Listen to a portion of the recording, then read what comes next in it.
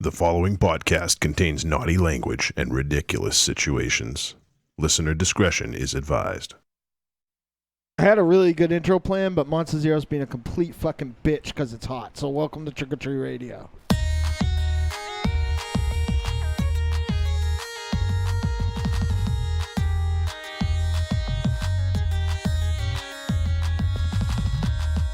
Welcome all you little zombies. You're listening to Trick or Treat Radio, starring the Deadites.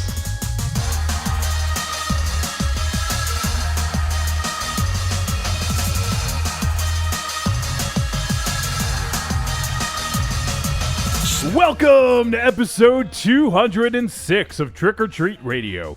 Trick or Treat Radio is a phantasmagorical spin kick straight through the heart of pop culture, navigated by the Deadites. The Deadites are the world's greatest electroshock band. We destroy monsters, we drink booze, we win championship belts, and we are fucking melting. Jesus Christ. My name's Monster Zero and I'm hot. Well, Well, you thank need two. you. You need two elegant napkins. Well, thank you. Sweaty. What are you fucking doing over there, Daddy Longlegs? They're like all gone now. Hey, green shirt, what the hell? Yeah. Those are elegant. Yeah. I know. Use the shit ones, not Yeah. the elegant ones. Fucking dick. And dab your forehead. I'm gonna dab my forehead. And look You sweat less look than at any. fucking you. Here, You let me dab your forehead. Yeah, you fucking sweat come less. into the fucking hottest room in the world dressed like fucking turn of the century. Turn of the century. What does that look like? The fucking the worst Marvel character. He looks like Michael Raven Shadow. You're the fucking class. You're the one of us organization. that sweats the least. I'm sweating Yet, so much yet right you now. dab your forehead dude, more I than could anyone. see, dude, I could see the sweat pouring off his head right now. Italians All are right, hairy people. He's like Robert Hayes in Airplane right now. Yeah, we're fucking turning on each other. I need a towel. Yeah, the heat is getting to us. Yeah. We're gonna get into It a is. fucking fight tonight. yeah, after this. yeah. Guys, it is so fucking hot. We looked at the thermostat before we came in, and the goddamn thing reads It do- 90 plus. It doesn't go any higher. Yeah. Like the heat in here, it doesn't. It just it's pinned all the way. It's like 95. And I God. feel like a fucking broken record. We're just bitching, and it's really our fault because it's my fault because I haven't gotten this fucking fundraiser up yet. But I think this is this is going to be the catalyst. I think after tonight, I think we're going to finish that and get that up because this is getting ridiculous. And you guys can keep an eye out for it. If anyone wants to help out right now, you can go to trickortreatradio.com and go ahead and use the donate button. Air conditioners are the one we need, are about $200-300. So Is Catalyst the animal version of that Steven Spielberg movie? I have no idea what you're talking about. What? Schindler's List? Oh That was bad. man, we just. Don't have, And listen, if you're local, I'll swing over your house. You know what I mean? Like, I'll be on like. he that really fucking- will. He'll be Yeah. like Spider-Man. He'll just swing over Yeah. your house. Speaking of Spider-Man, I don't want to spend much time on this, but I saw Captain America: Civil War. Oh. Oh yeah. Pretty good. Yeah, Yeah, I that's like that's that. great. What's next, Johnny? Shut up. We're not gonna fucking rush through this show just because you have fucking smoking hot radishes going through your veins right now. Fucking tank that tops and grease, lollipops. Yeah. that grease is probably clogging I up know. your pores. Arteries. Yeah. How many times have you had ARP radishes in the last month? What? Maybe twice. That's it? Yeah. It's Wow. July 5th, Johnny. They opened 2 weeks ago. Yeah. Oh, this month. This month, yeah. Yeah, I forget. Well, if you want to Like count in June, the- if in- you want to count June. 30 in days. 30 days, yeah. Yeah. That's Oh, what all I'm right, saying. all right. Then, probably twice. Probably twice. So it hasn't changed. Thank you very much. Thank you. Oh, you're quite welcome. We have a present. Oh, thank you. Oh, did it come? Yeah, it Yeah. was very it's very arduous experience to get this I package. mean, open it. Sure. I'm opening No, you fucking open it. I had to get it. I'm opening it. Yeah. Leave your tweezers to yourself. Yeah, my tweezers. You and fucking Danzig. You would fucking dance. You dress like Danzig, actually. Red Sox. So this is from. Tell your tank top it don't fit anyway. I can only assume that this is from our boy Jaja Blinks. Yeah, I hope so. Hopefully he's in that box. He pops a Hopefully, cap. hopefully it's fucking ice. Yeah, shoots I was the- gonna Fucking say. ick and He shoots these guys with a It's fucking all- freeze ray. It's all melted ice. We got Give me bubble this. wrap. Yes. Yeah. Is it cold? Is it cold air? Shit, look at that. Is it cold? What is it? What is it? Oh my God, there's stuff. What's in the box? Ahead. Oh, we got a new mic. Oh, Jared! This is not going to cool the office down, but this is going to It'll allow us. help keep the lights on. Yeah. Thank you, Jared. Raven Shadow's like, I'll break the shit out of that mic. Raven Shadow, you need to have sex with Jared Blinkhorn now. Yes. All right. You need to give him a beach. What kind of threat is that? Yeah. I'll give him a lappy I mean, and maybe a handy. a Jared- lappy? Is that like with your tongue? Jared No, Blinkhorn. I'll call him the Bronco Buster. Yes. from Thank you, Xbox. Jared. Jared Blinkhorn, Thank you so I love much. you. Thank We you. all love you. And big ups for fucking Papa Blings for making him. We should mark this one with his name on it so he Yeah. gets to use Yes. it. Papa Blinks, way to fuck, dude. The microphony and a You- phony at the mic. Your sperm made a good kid. He should make a super race. Yeah, you should. Like Home. No, I have got- no home. I got to tell Bill by Force this week Hunted. that I think. I don't know if I've run this theory by you.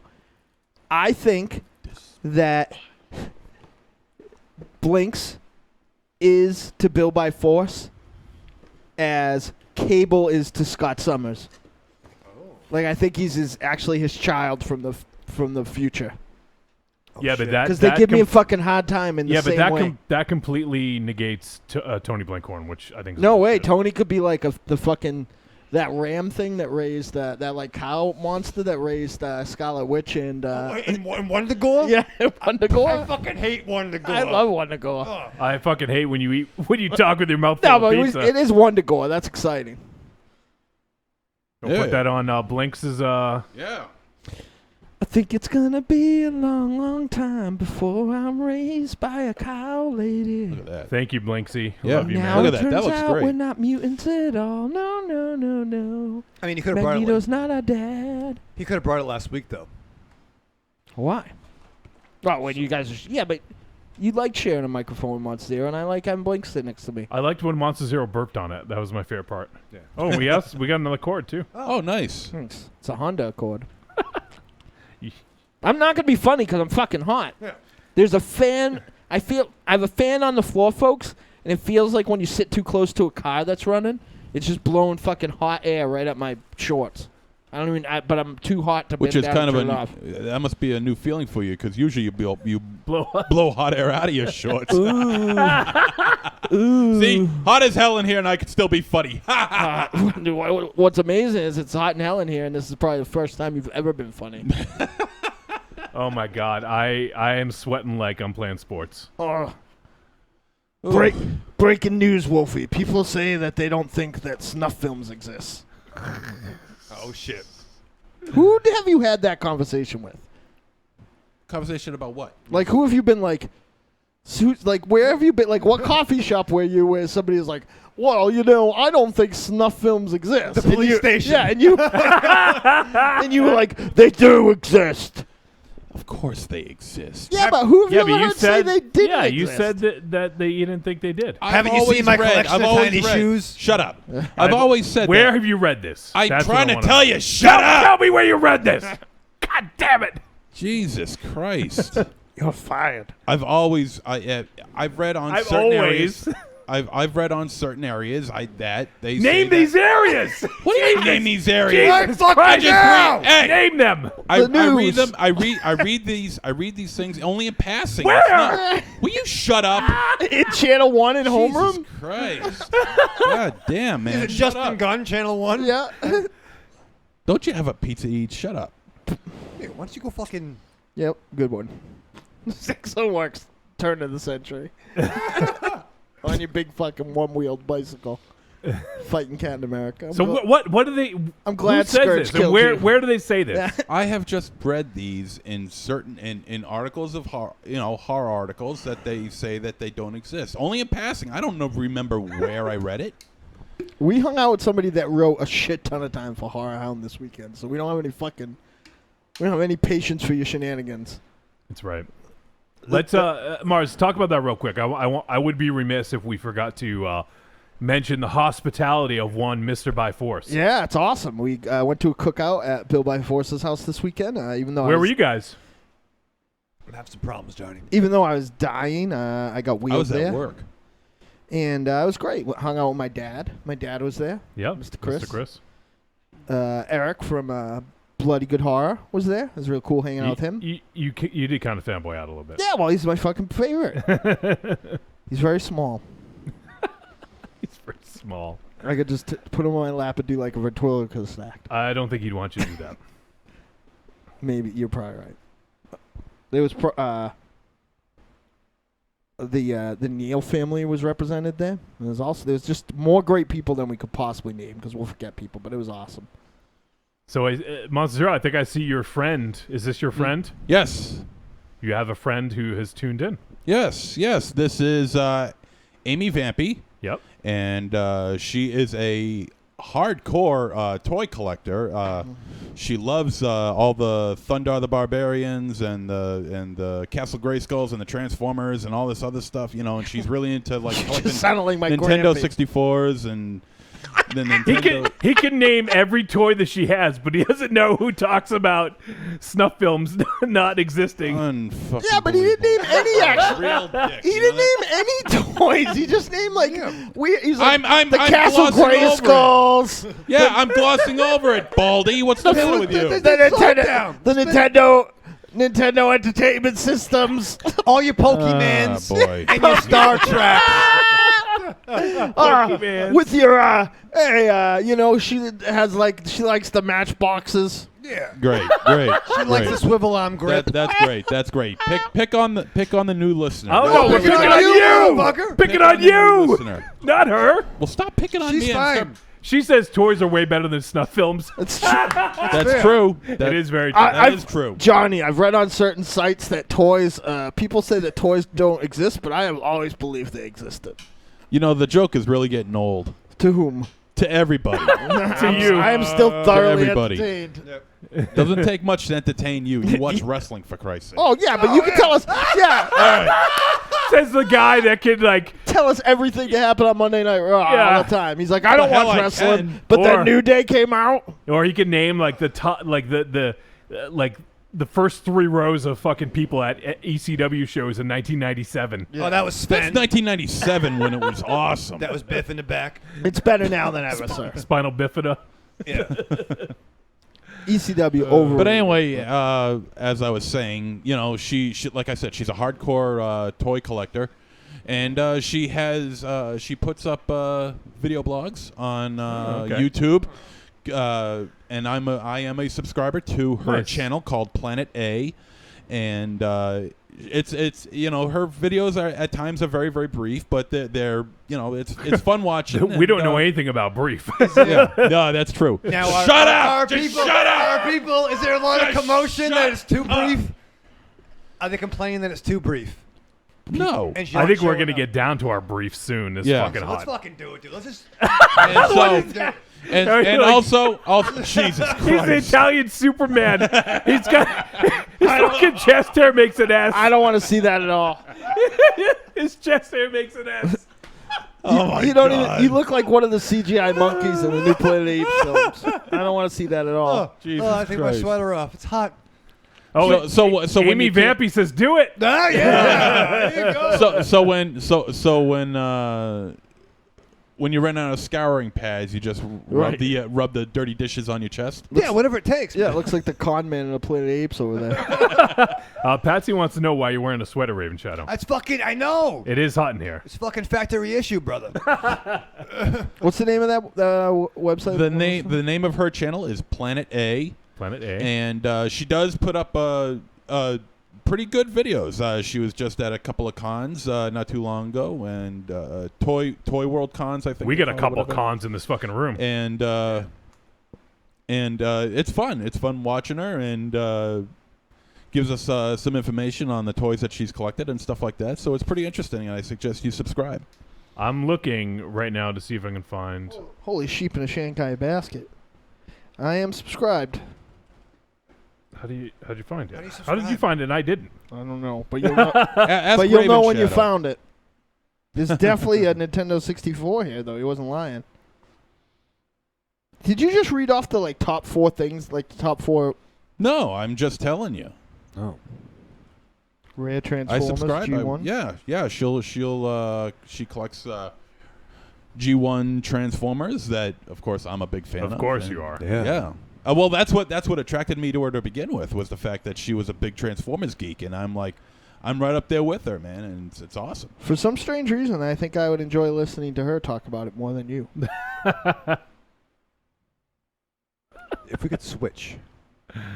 Yeah, you want to be on a you want to be on a show, Vampy? What? Trade them? Yeah. What do you mean them? No, like Yeah, just him.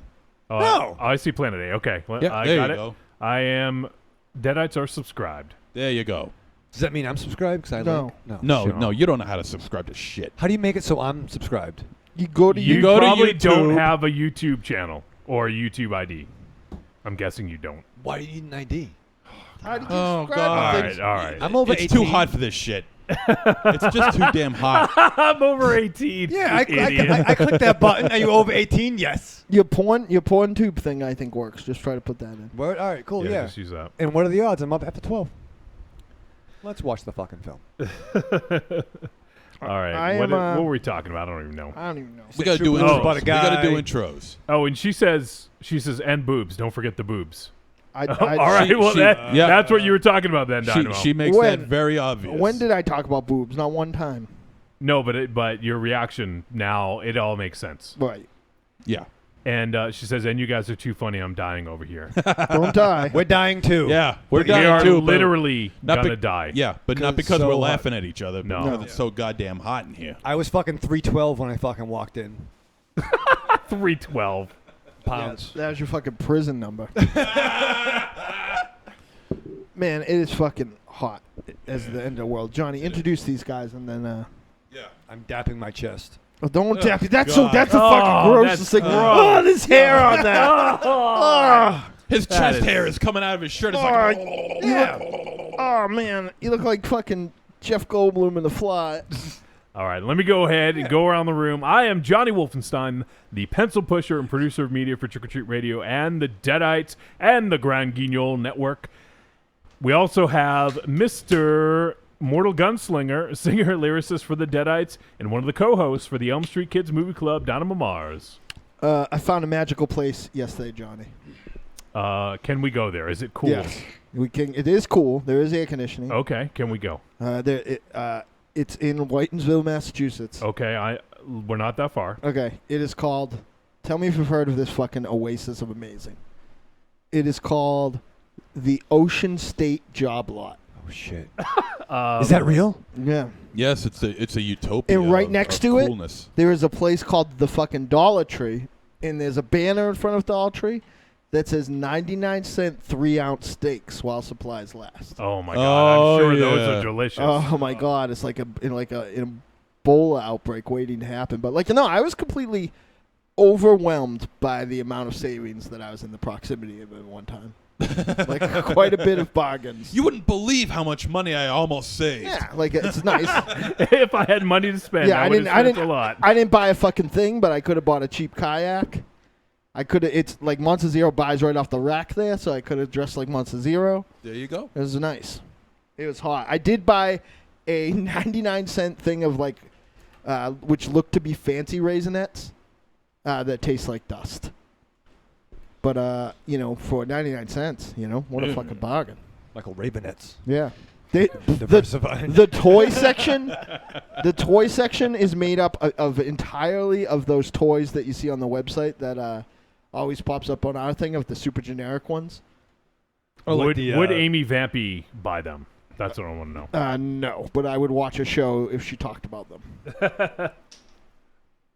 So that's me. Who's next, Johnny? All right, we also have the vulgar guru of horror, star of Blood Pigs and Fetus, and one-time contributor for Horror Hound magazine, Monster Zero. Hello. That's all I got. Wow. It's hot in here, man. No shit. Is it Chad. fucking hot? Yeah. Eric Newell wrote for I Horror am Hound like 11 times. And it's hot. And it's hot in here too. And it's hot too. I am hotter than shit on a summer night. And it's hotter than shit on the summer night too. He's gonna. So I think that Eric from Bloody Good Horror wants to have like a Highlander battle with you, and he's gonna. No, he doesn't want to. No, he's gonna suck in his one Horror Hound. He doesn't care about that. He's written like hundreds of times, probably. That's probably true. Yeah. He wrote a Child's Play retrospective. We also have the chain-smoking, hand-kissing, baby-shaking, lorazepam loving, former comic book reading nerd, and the official smoke machine for Castle Wolfenstein, Michael Ravenshadow. That's right, Johnny. And tomorrow I'm getting a tetanus shot. Would you get bit by something? I did. What'd What? you get bit by? A mouse. What? Did you really? I did. We had a. You should get a rabies shot, not a tetanus shot. What do you Yeah. fucking The have metal the jaws? The mouse should get the tetanus shot. No, it was a fucked up thing. I want to tell you the story because I'm no bleeding heart. Okay, I don't give a fuck. I wear leather shoes. Johnny, I appreciate the little hobby you have. My little hobbit? Is that what you said? Your hobby with the little vegetarian thing. It's not a hobby. But no, it's fine. You're an idiot. I'm a supporter. He's a hippie. You're not a supporter. That's why I get a cheese pizza. So I don't want to put you over the edge. That's why. I don't want to get pepperoni and you might flip out or just like go on like a meat spree. So I do that because I love you. And I care about okay. you. You're my Thank you. bromander. Okay. All right. But no, there was a mouse today in the office that was under a desk, and there was a little glue trap. It caught one of those glue traps, and it just happened. So I had rubber gloves. I was on the scene, and I was able to pull it off the glue trap and get it out. In the course of kind of getting it off the glue, it bit me, not through my rubber gloves. But Rubber gloves? I wore rubber gloves, and they were fucking good. Sterimed. If you're gonna need fucking rubber Oh, gloves, my God. get Sterimed because these fucking things are nice. So I put it in a big cardboard paper box and put it out so a bird can fucking eat it. That's a fucking 15 minutes. But no, I saved a little mouse today, but it bit me, and I had to fill out a form. Let's see the bite. Let's see the It bite. didn't pierce the skin. It didn't pierce the skin. It was right here. That pierced. Does this smell funny? Smells like Oh, mine. Jesus. But no. So I saved a mouse today from a glue trap. I should be fucking honored, right? That's a nice thing. You should be It honored. is nice. Honored. You know, it was hard. Yeah, it was Yeah. hard. The Pied Piper of Hamlin thanks you. Yeah. It But I says, gotta- says the Pied Did it- Piper of masturbation over Was here. it able to run away? Here's what sucks is I pulled it off. It was like fucking ash in the fucking stove in the fucking Yeah, because it's probably all fucked up now. Yeah, but he limped away. But he's doing better. I couldn't let him die. He's gonna die probably. He is, now, but- and now you fucking probably have rabies. Hey, imagine if the mouse Wait. survives and Ravenshadow dies. Wait, James says episode 206 sponsored by SteriMed. and Amy says Ravenshadow needs to hit up that job lot for a take top. Oh, God. You got in the back. But yeah, no, I saved the mouse today. It's nice. I'm proud of you. I am proud of you. That's nice of you. Good man. Saved the Good mouse. man. I had to get a shot tomorrow. That's the only thing. But I don't understand why a tetanus shot. It doesn't seem to jive. That's what they told me because it's been like over 10 years since I had one. It's a little mouse. Yeah, did they have rusty metal jaws? It was a weird fucking mouse. It was a Necronomicon mouse. Was it a mouse or a rat? It was a mouse. Was it imported from Chicago? Oh, it might have been. Are there a lot of mice where you work? No, but stuff gets in. Stuff? Like what? Fucking Things? tarantulas? Yeah, Wendigos. Yeah. Draculas? A lot of Dracula. I'm like, hey, Dracula, I'm trying to fucking make a photocopy, asshole. I'm definitely not using work property to make 100 trick-or-treat radio flyers. No. Not even for a minute. That was a Wendigo. That was the fucking Yeti that came in. That's a weird Yeti. What's up, y'all? I don't want to tell you what I had to get when the Yeti came in. He bit me. Well, Tiny killed him. Yeah.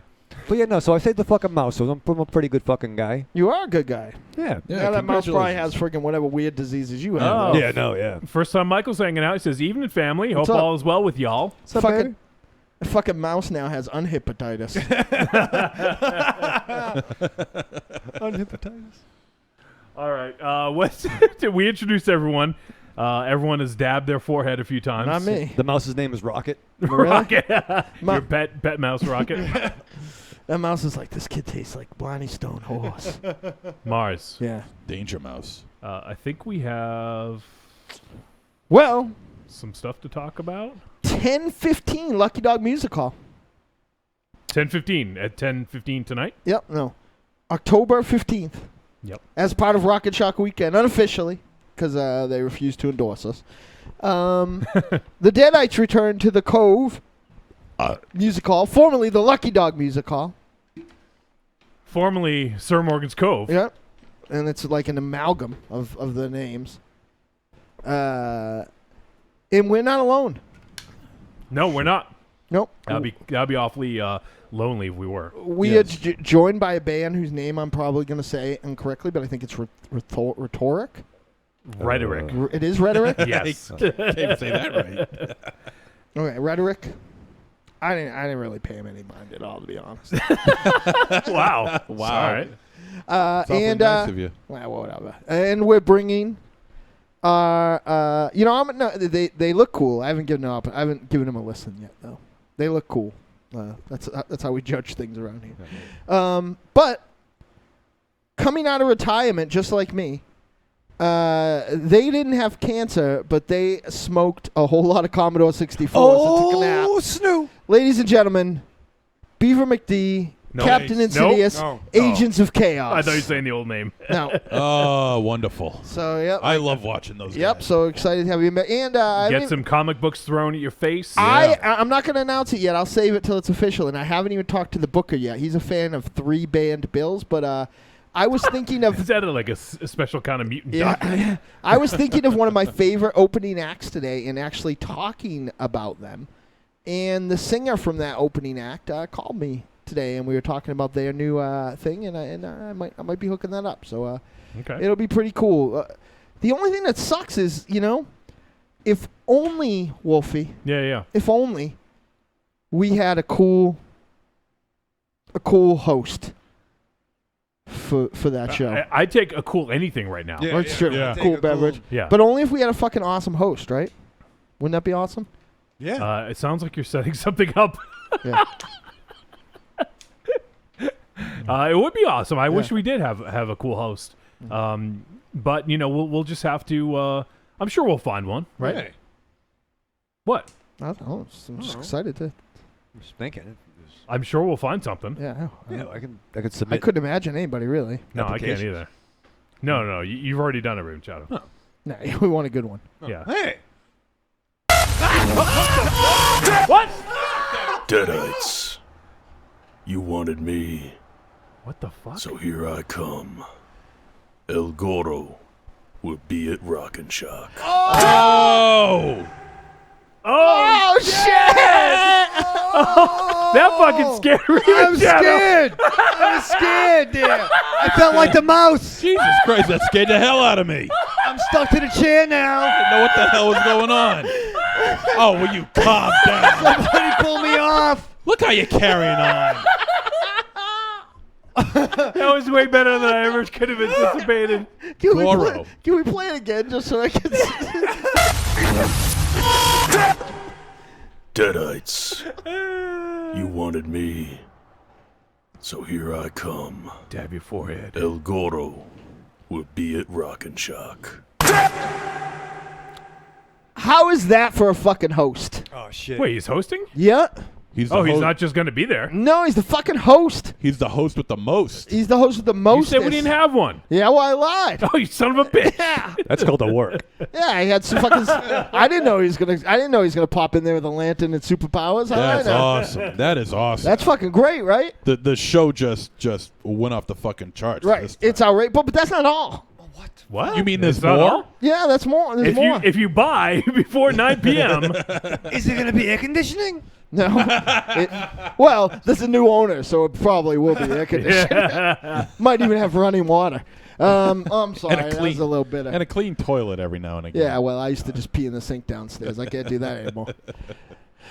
So, that's fucking exciting, though. El Goro? Amy says that she's been to the Lucky Dog. Really? Cool to see that place is still What? around. Well, it's Really? not anymore. Well, it is, but it has a new owner and it's New called name. It's called the Cove Music Hall. But Right. It's Yep. the same building, That's cool. same club. Same location. Same location, different club. Yeah, you might not even know it was the same building if you walked in and hadn't been there in a while. Ted did a phenomenal job. What? Hold on. First time Michael just posted this poster. Rap Man. It's a Rap Man poster. That's you. It was a mouse I saved. Nicholas, get on this. Superimpose Raven Shadow's face quickly. Rap Man. Oh, that's amazing. Oh my God. That's amazing. Thank you, first time Mike. That's incredible. Oh. Holy shit. Oh my fucking god. He's a rat man. He likes to kiss him. They like to bite him. Holy shit. So We have another announcement? yeah, I can't think of anything that would make me more excited than me. I mean, the doctor said I wasn't ever going to sing again, right? Right. Like, but I am. They said Right. he would never sing Here again. comes this again. I blew it They last time. said the Deadites would never play another show. It's true. They said the Deadites would never appear at Rock and Shock. It's true. They said El Goro would never come back to visit us. That's true. Well, he said that. That was actually, to be fairness, that was a quote. And they said There's a big muscular middle finger out the back door. there was going to be 2 major announcements. Yep. Oh. And here's the other one, folks.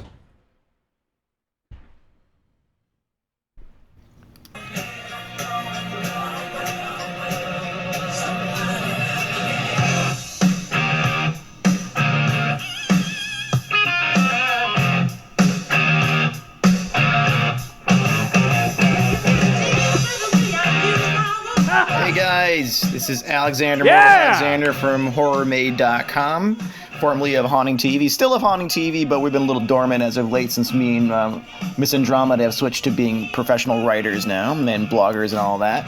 But exciting news, I will be at Rock and Shock along with the Deadites and El Goro, and I'm going to be following those dudes around, doing some talking head interviews for the upcoming Deadites documentary, which will be covering a lot of interviews with Deadites. We'll also be filming some of the Deadites doing a live show every week that you guys listen to right now.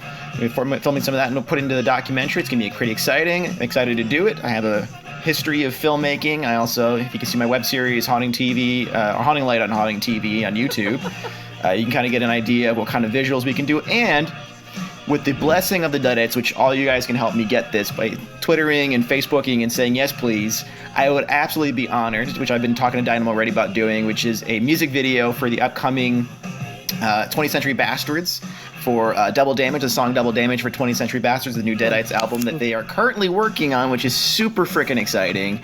I think all of us crazy Deadite fans are all collectively aroused and excited for that. So hope to hear from you guys soon about that. If that's something you guys want to go forward with, I'd be really love to do it. Yeah. Oh, and yeah, looking baby. forward to doing this Deadite stock and getting retrospective of all this crazy stuff you guys have been up to throughout the years. And you guys are amazing. Thank you guys so much for making amazing content, and I will talk to you later. Wow.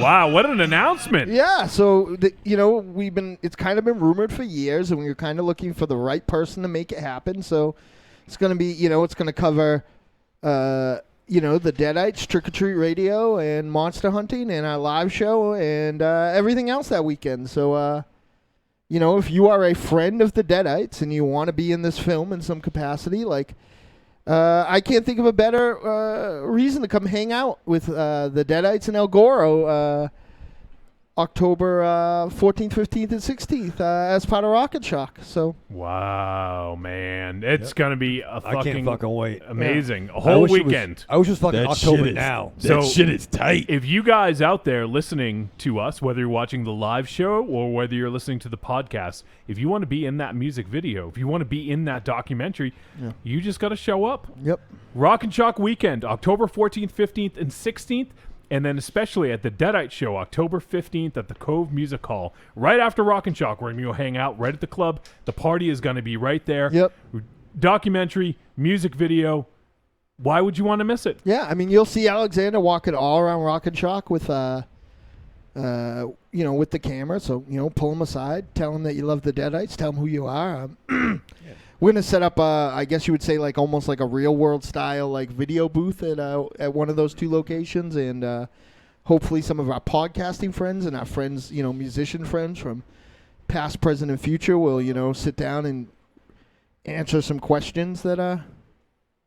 His fan died. Oh, they all died. No, I think Did you? Ah. How dare you turn that off? Yeah, I know. Oh man, that makes a difference. So yeah, that's exciting. I think that's fucking exciting. Like, the Deadites and Trick or Treat Radio, but the Deadites have been around since what, 1992? That's how many years?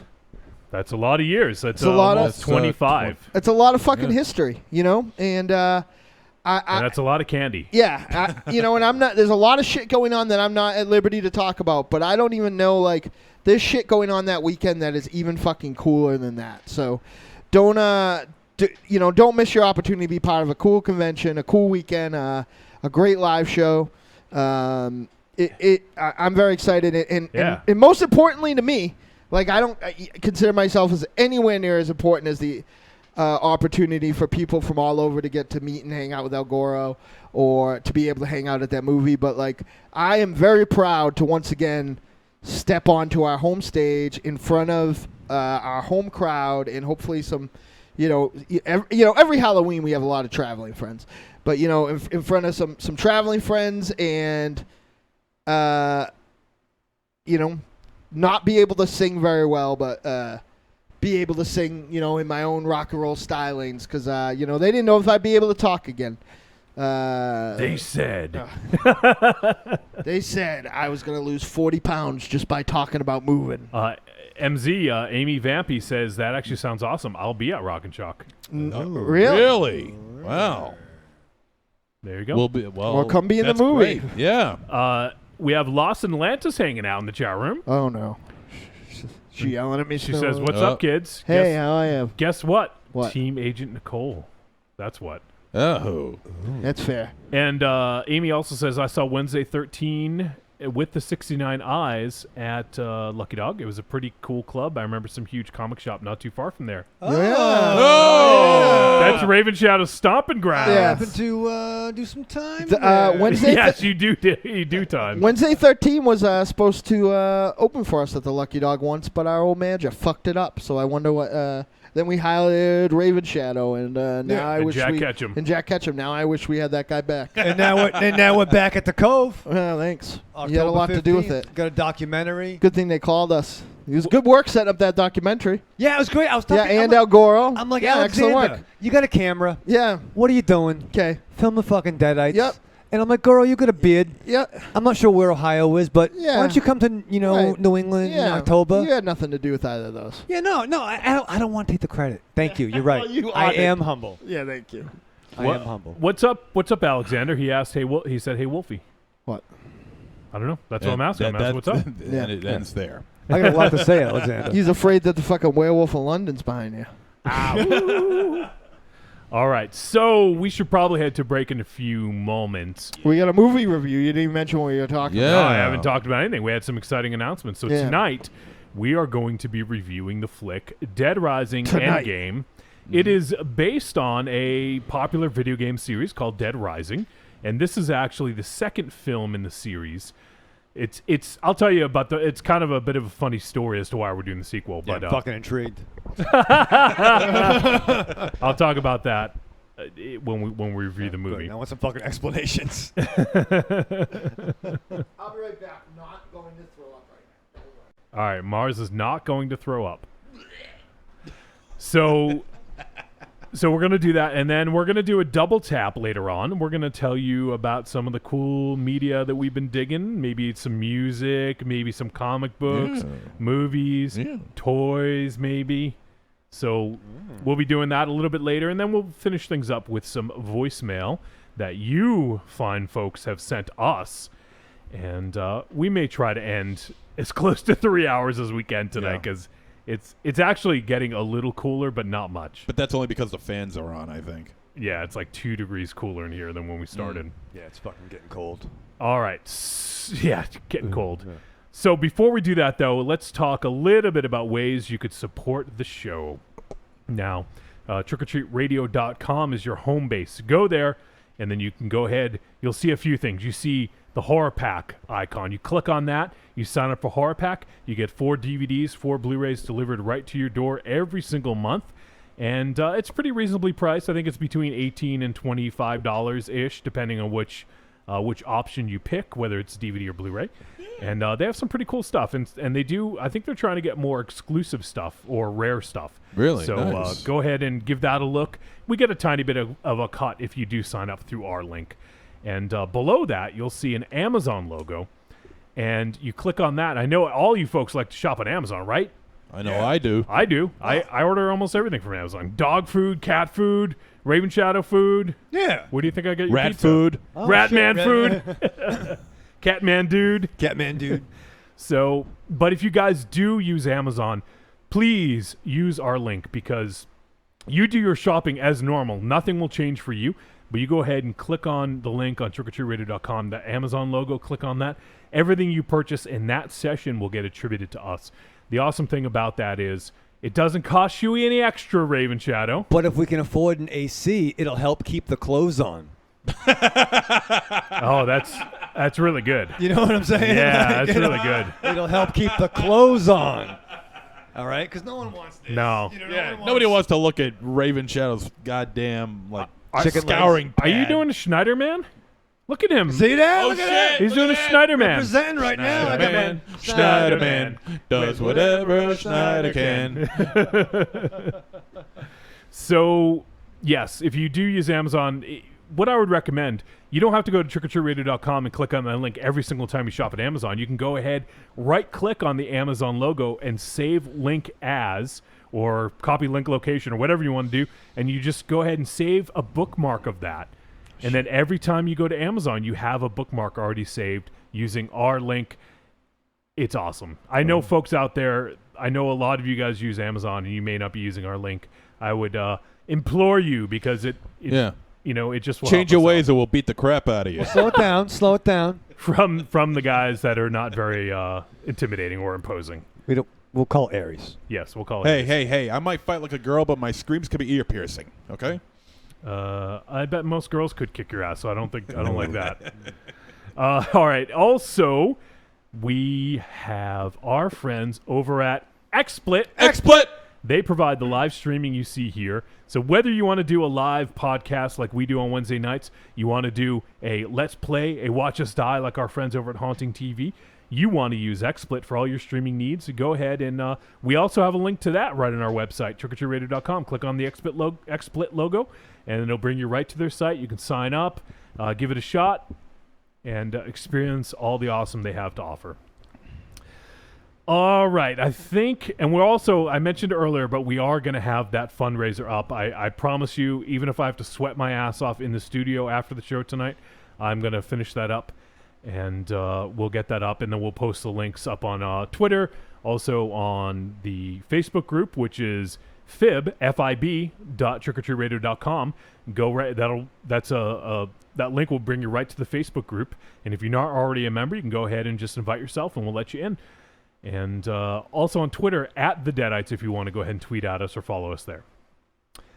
And one more thing, the Deadites TV on YouTube. If you do want to subscribe to us, you can go ahead and get notifications when we go live, when we post up new videos, things like that.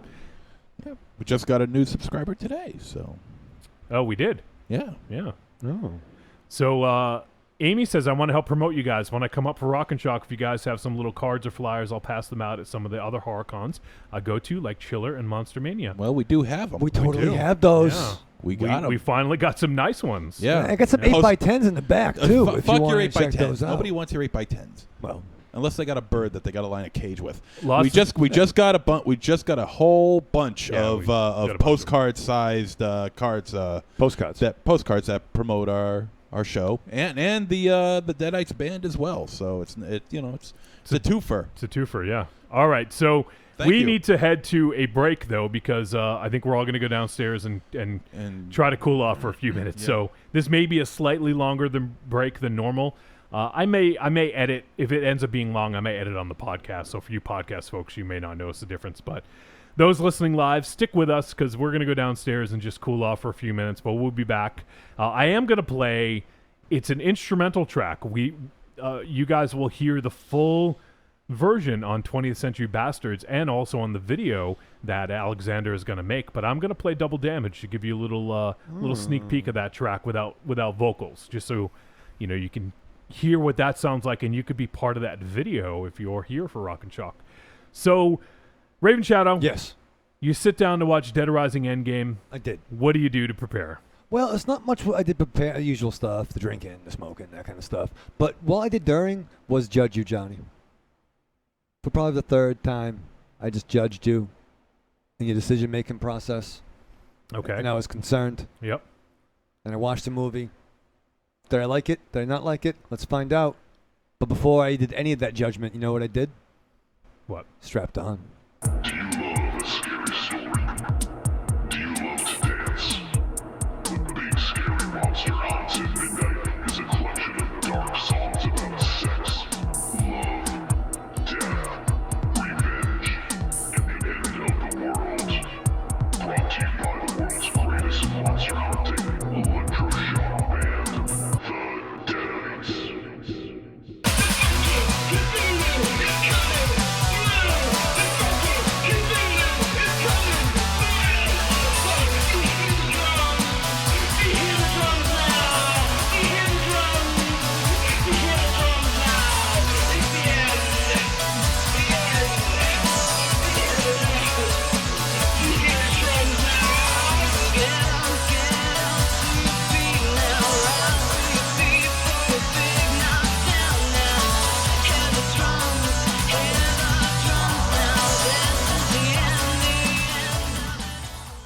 Available on iTunes, Google Music, Amazon, CD Baby, and all other digital distribution sites. Trick or Treat Radio is the greatest podcast ever invented.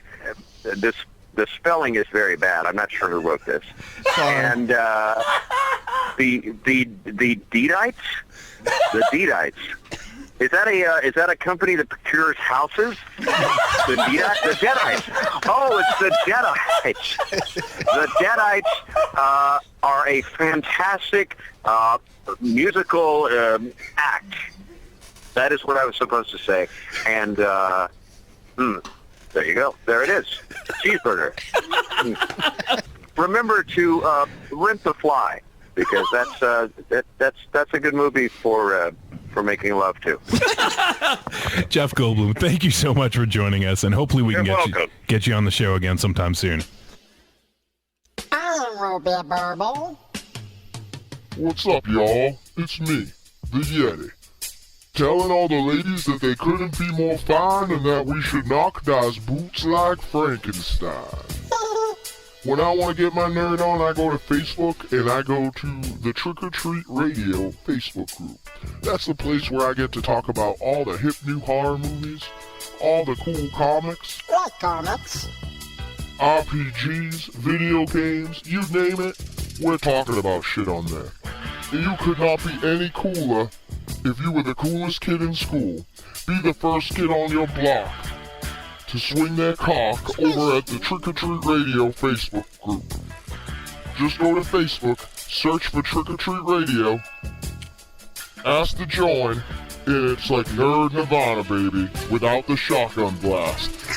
This is the Yeti, signing out. See you at the Trick or Treat Radio Facebook group. Follow us on Twitter at The Deadites, TheDeadites.com, and TrickOrTreatRadio.com.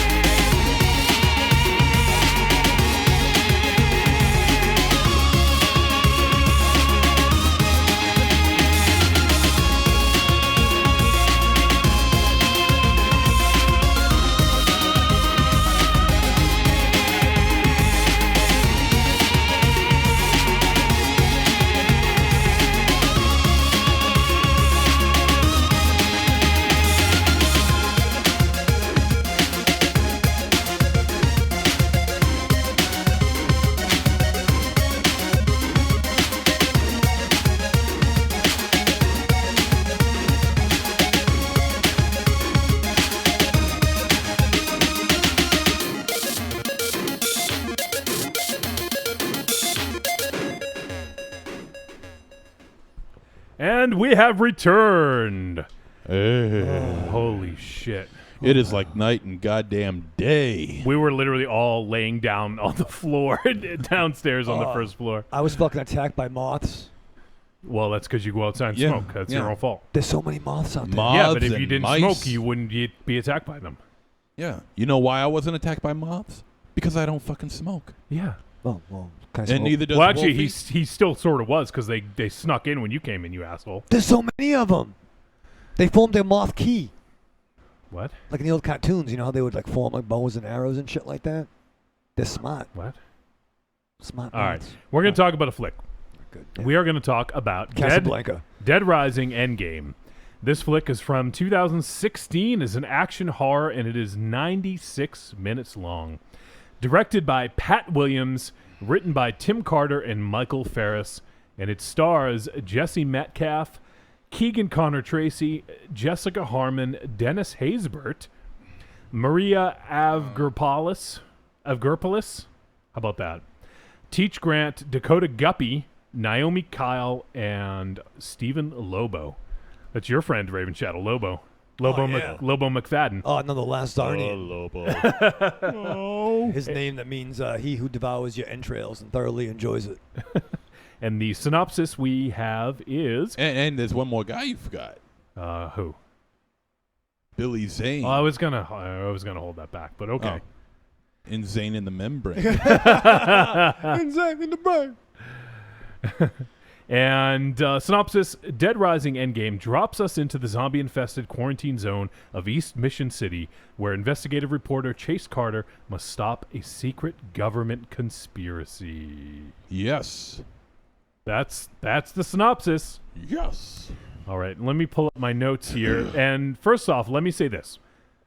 Ravejaw, I know you're going to say something here, so let me cut it off at the pass.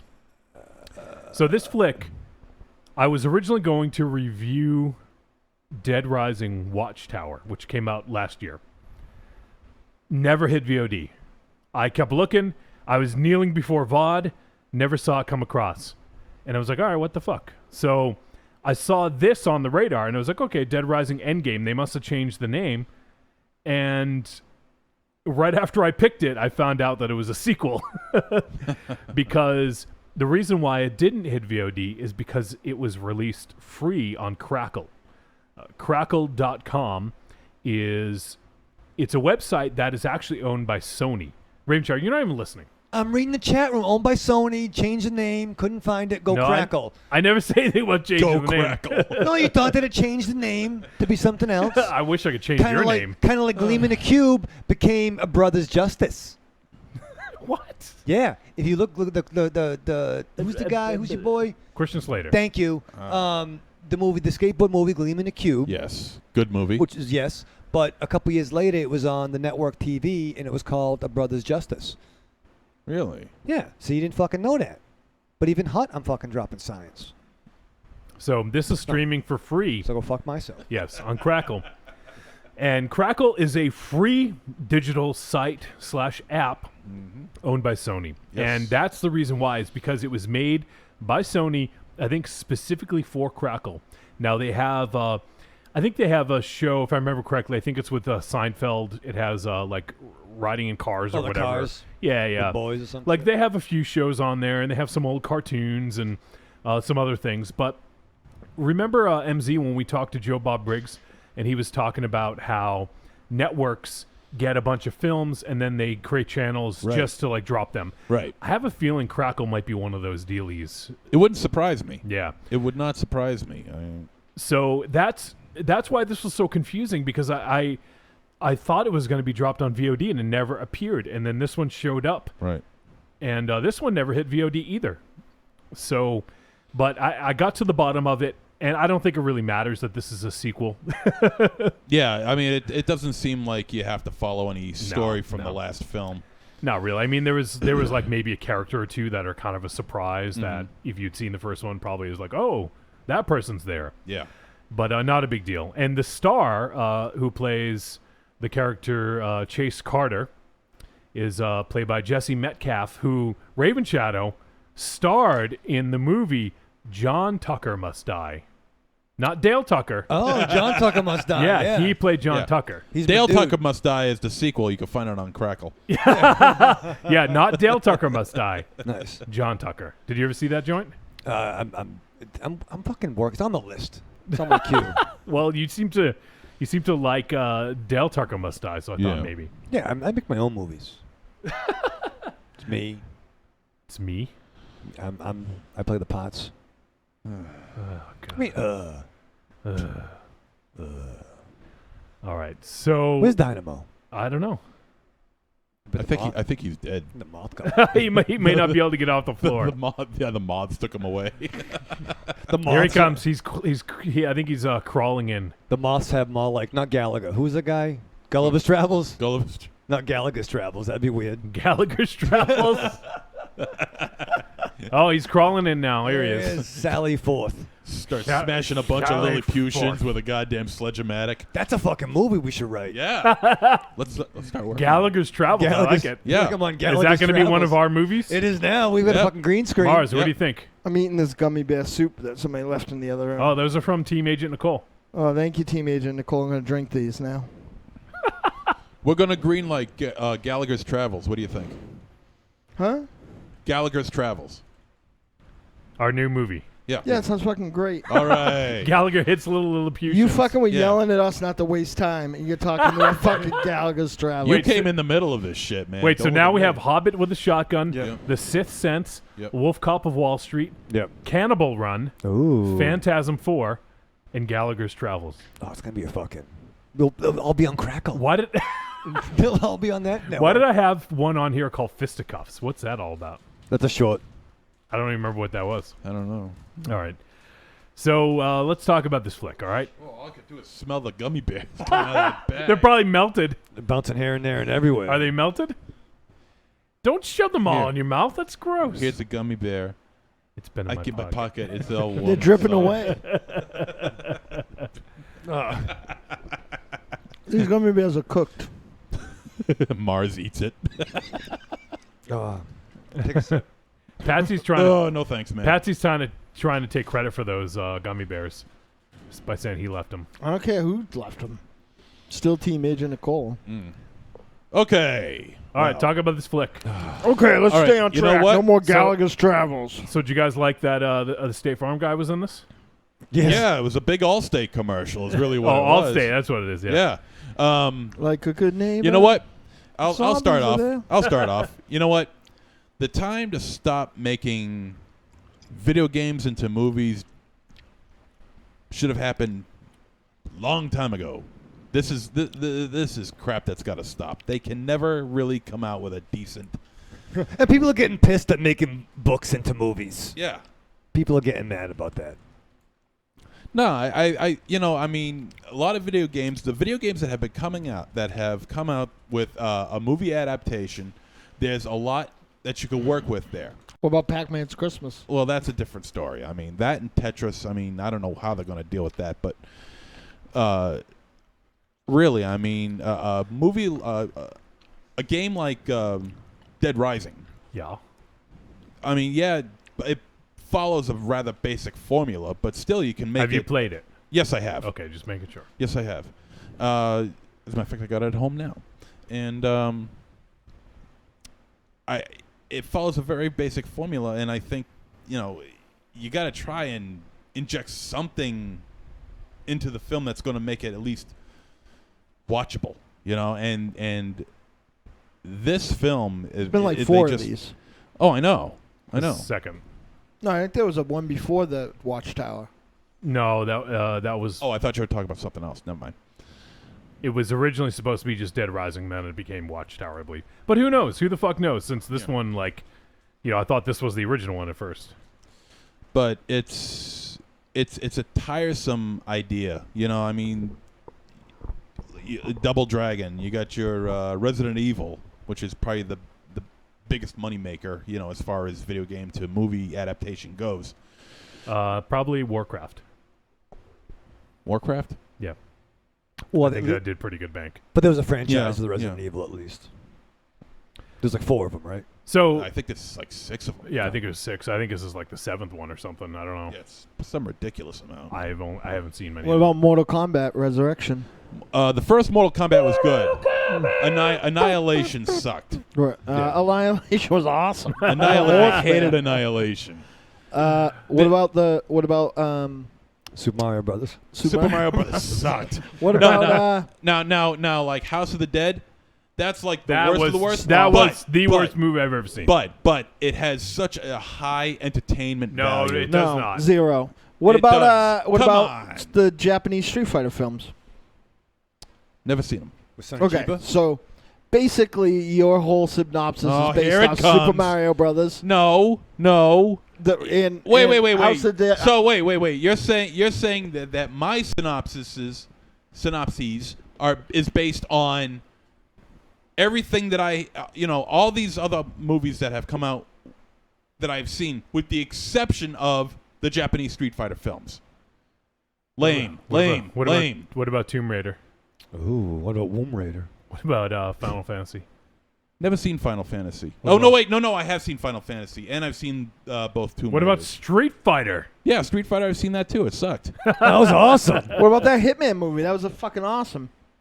The one with Timothy Olyphant. That was really good. I don't watch Timothy Olyphant. Fuck you, Oliphant. His last name looks like elephant, and I can't deal with that. Next, he's hung like a fucking monolith. What, you're saying he's got a trunk in his pants? What about Street Fighter Yes. 2? What about Street Fighter 2? What about Max Payne? What about Doom? What about Doom sucked. What about Postal? What? Postal? I'll admit I haven't seen Postal yet. I hear it's good, though. Amy says Silent Hill was pretty good. I didn't care much for Silent Hill. I don't know if it was a 2, but I thought the second Silent Hill was pretty good. It's actually like Silent Hill. All right, so you are right though. There's not many good video game adaptations. But there's not very many good, like, I don't know, like any adaptation, right? It's like it's very seldom like these contemporary comic films are really like an anomaly, right? Like normally when something is pretty faithful to its source material, like it's something like The Crow, which they've gutted to its like just base elements. You know what I mean? But video games don't have. There's not a lot, right? Like, so I mean, they don't have a lot to like build upon. And Well, who were we talking to a few weeks ago? Or did I dream it? How it's a different way to do things. You know what I mean? What pops in a game is different from what tells a compelling story on a screen, right? Exactly. Yeah. So, and that's an interesting kind of jumping off point for this, because I did not see the first Dead Rising movie, Watchtower. However, from what I am to understand, it did a lot of crazy things that you would have seen in the video game. There was a lot more humor to it, and there was like, I think they did like combos and stuff like that when they're fighting the zombies. Mm-hmm. For me, that would have been cool. Without seeing that, I actually don't think that translates. I mean, you're watching a movie, you're supposed to be kind of engrossed, and if there's going to be some sort of tension in a zombie movie, that wipes away all the tension altogether for me, I think. That's but once fair. again, I can't Yeah. talk. I can't speak to it because I haven't seen it. Yeah, but it's like they took this generic zombie movie and just slapped Dead Rising on it. Added a couple of tropes from the game, like building your own weapons and things like that. Yeah. And then they think that that's where the connection is going to be, and the Zombrex and things like that. Yeah. And they think that that's enough to anchor the title to the story, which it clearly doesn't. You know, and it's just not only is it poor marketing. I mean, it's just a poorly structured cash grab. And they made a movie. well, let And me a just second say this: this cannot be considered a cash grab because it's streaming for free. right. So this is not a cash grab. Okay, Just fair enough. No, yeah, you're right. You're right. Just for clarification. But when the time comes, I mean, this might come out on DVD. I mean, I don't. Maybe not. I don't know. I have no idea. Do you think anyone after they saw this for free is gonna like be like, I need this movie? Maybe. Yeah, I'm sure there's a couple out there. Literally, a couple. Maybe 2 people. Couple of what? Couple. 1, 2. Fuck you, man. Couple 1, 2. Couple 1, 2. Which one are you? Yeah. Are you the Moore or the Luck? All right. So this is. Let's get down to brass tacks about this movie. It's terrible. Yeah. Trick. Yeah. Can we? All right, let's move Double on. tap. So Dennis Haysbert. What? You're in good hands with Allstate. I thought he was entertaining. I thought he was fine. He's got a great voice. Yeah, He's a good dude. and he's a good actor. And I've been waiting for Mr. Baseball Part 2. I mean, come on. When are we going to see that shit? Come on, Dennis, get on it. Dynamo, you had a good point. We don't normally talk very much about flicks before we review them, but on the way over, you had said how uneven the acting was. Do you want to? Yeah, it was sort of like it was like someone who's like a legitimate actor acting with somebody who is in like a direct to like an old J.R. Bookwalter direct to video feature. Like it was like somebody be acting and they'd be like, and it would like cut to this other person. They'd be like, "But what if they uncover us?" Sarcastically. Methinks thou dost, Yeah. And The obvious differences in the ability to act in front of a camera is overwhelming in this movie. A lot of the camera time is spent on the people who can actually act, as opposed to the people who can't, which I mean is a bit of a problem for the filmmaker, considering there's only 2 legitimate actors in this movie, as far as I'm concerned. Who are the 2? Haysbert and Haysbert and Zane. Zane, yeah. But he probably was one of the worst of the bunch, to be honest. Oh, he was there for like maybe a day. You know, Yeah, totally. he was just there to cash in a paycheck. He might as well. I mean, it was a cash grab for him. True. I mean, what else? I mean, what else is he doing? I mean, Billy Zane. I mean, he's slamming evil, man. Yeah, so he was the Phantom, for Christ's sake, and he was in Titanic. I mean, one of the biggest. He was in probably the best horror movie of the '90s, Tales from the Demon Knight. Demon Knight. I mean, fucking Tombstone. Fucking Tombstone. Which, by the way, is one of my double taps, so we can cut that out now. That's not one of yours. He was also in Demon Dead Calm. Oh, he wasn't Dead Calm. He's awesome in Dead Calm. He's real good in Dead Calm. But I mean, Dead Calm. Dead Calm. Calm. CALM. Dead.com. Even me and Ray Shadow thought you were saying Dead Calm. Wait, that's got to be a website, right? Someone's going to own Dead.com. www.dead.com. You don't have to say www, idiot. Why? What are you, in 1984? Jesus. I like the W's. It really, I still put a dash to Michael, E in the He middle. does HTTP colon backslash It's colon slash www comma. Oops, I mean dot. Which fucking slash is it? Yeah. I'm not going to say what I did, but a week or so ago I did that. I did type nice. HTTP. Listen. Can you just let us fucking move on? Michael Ravenshadow at AOL.com.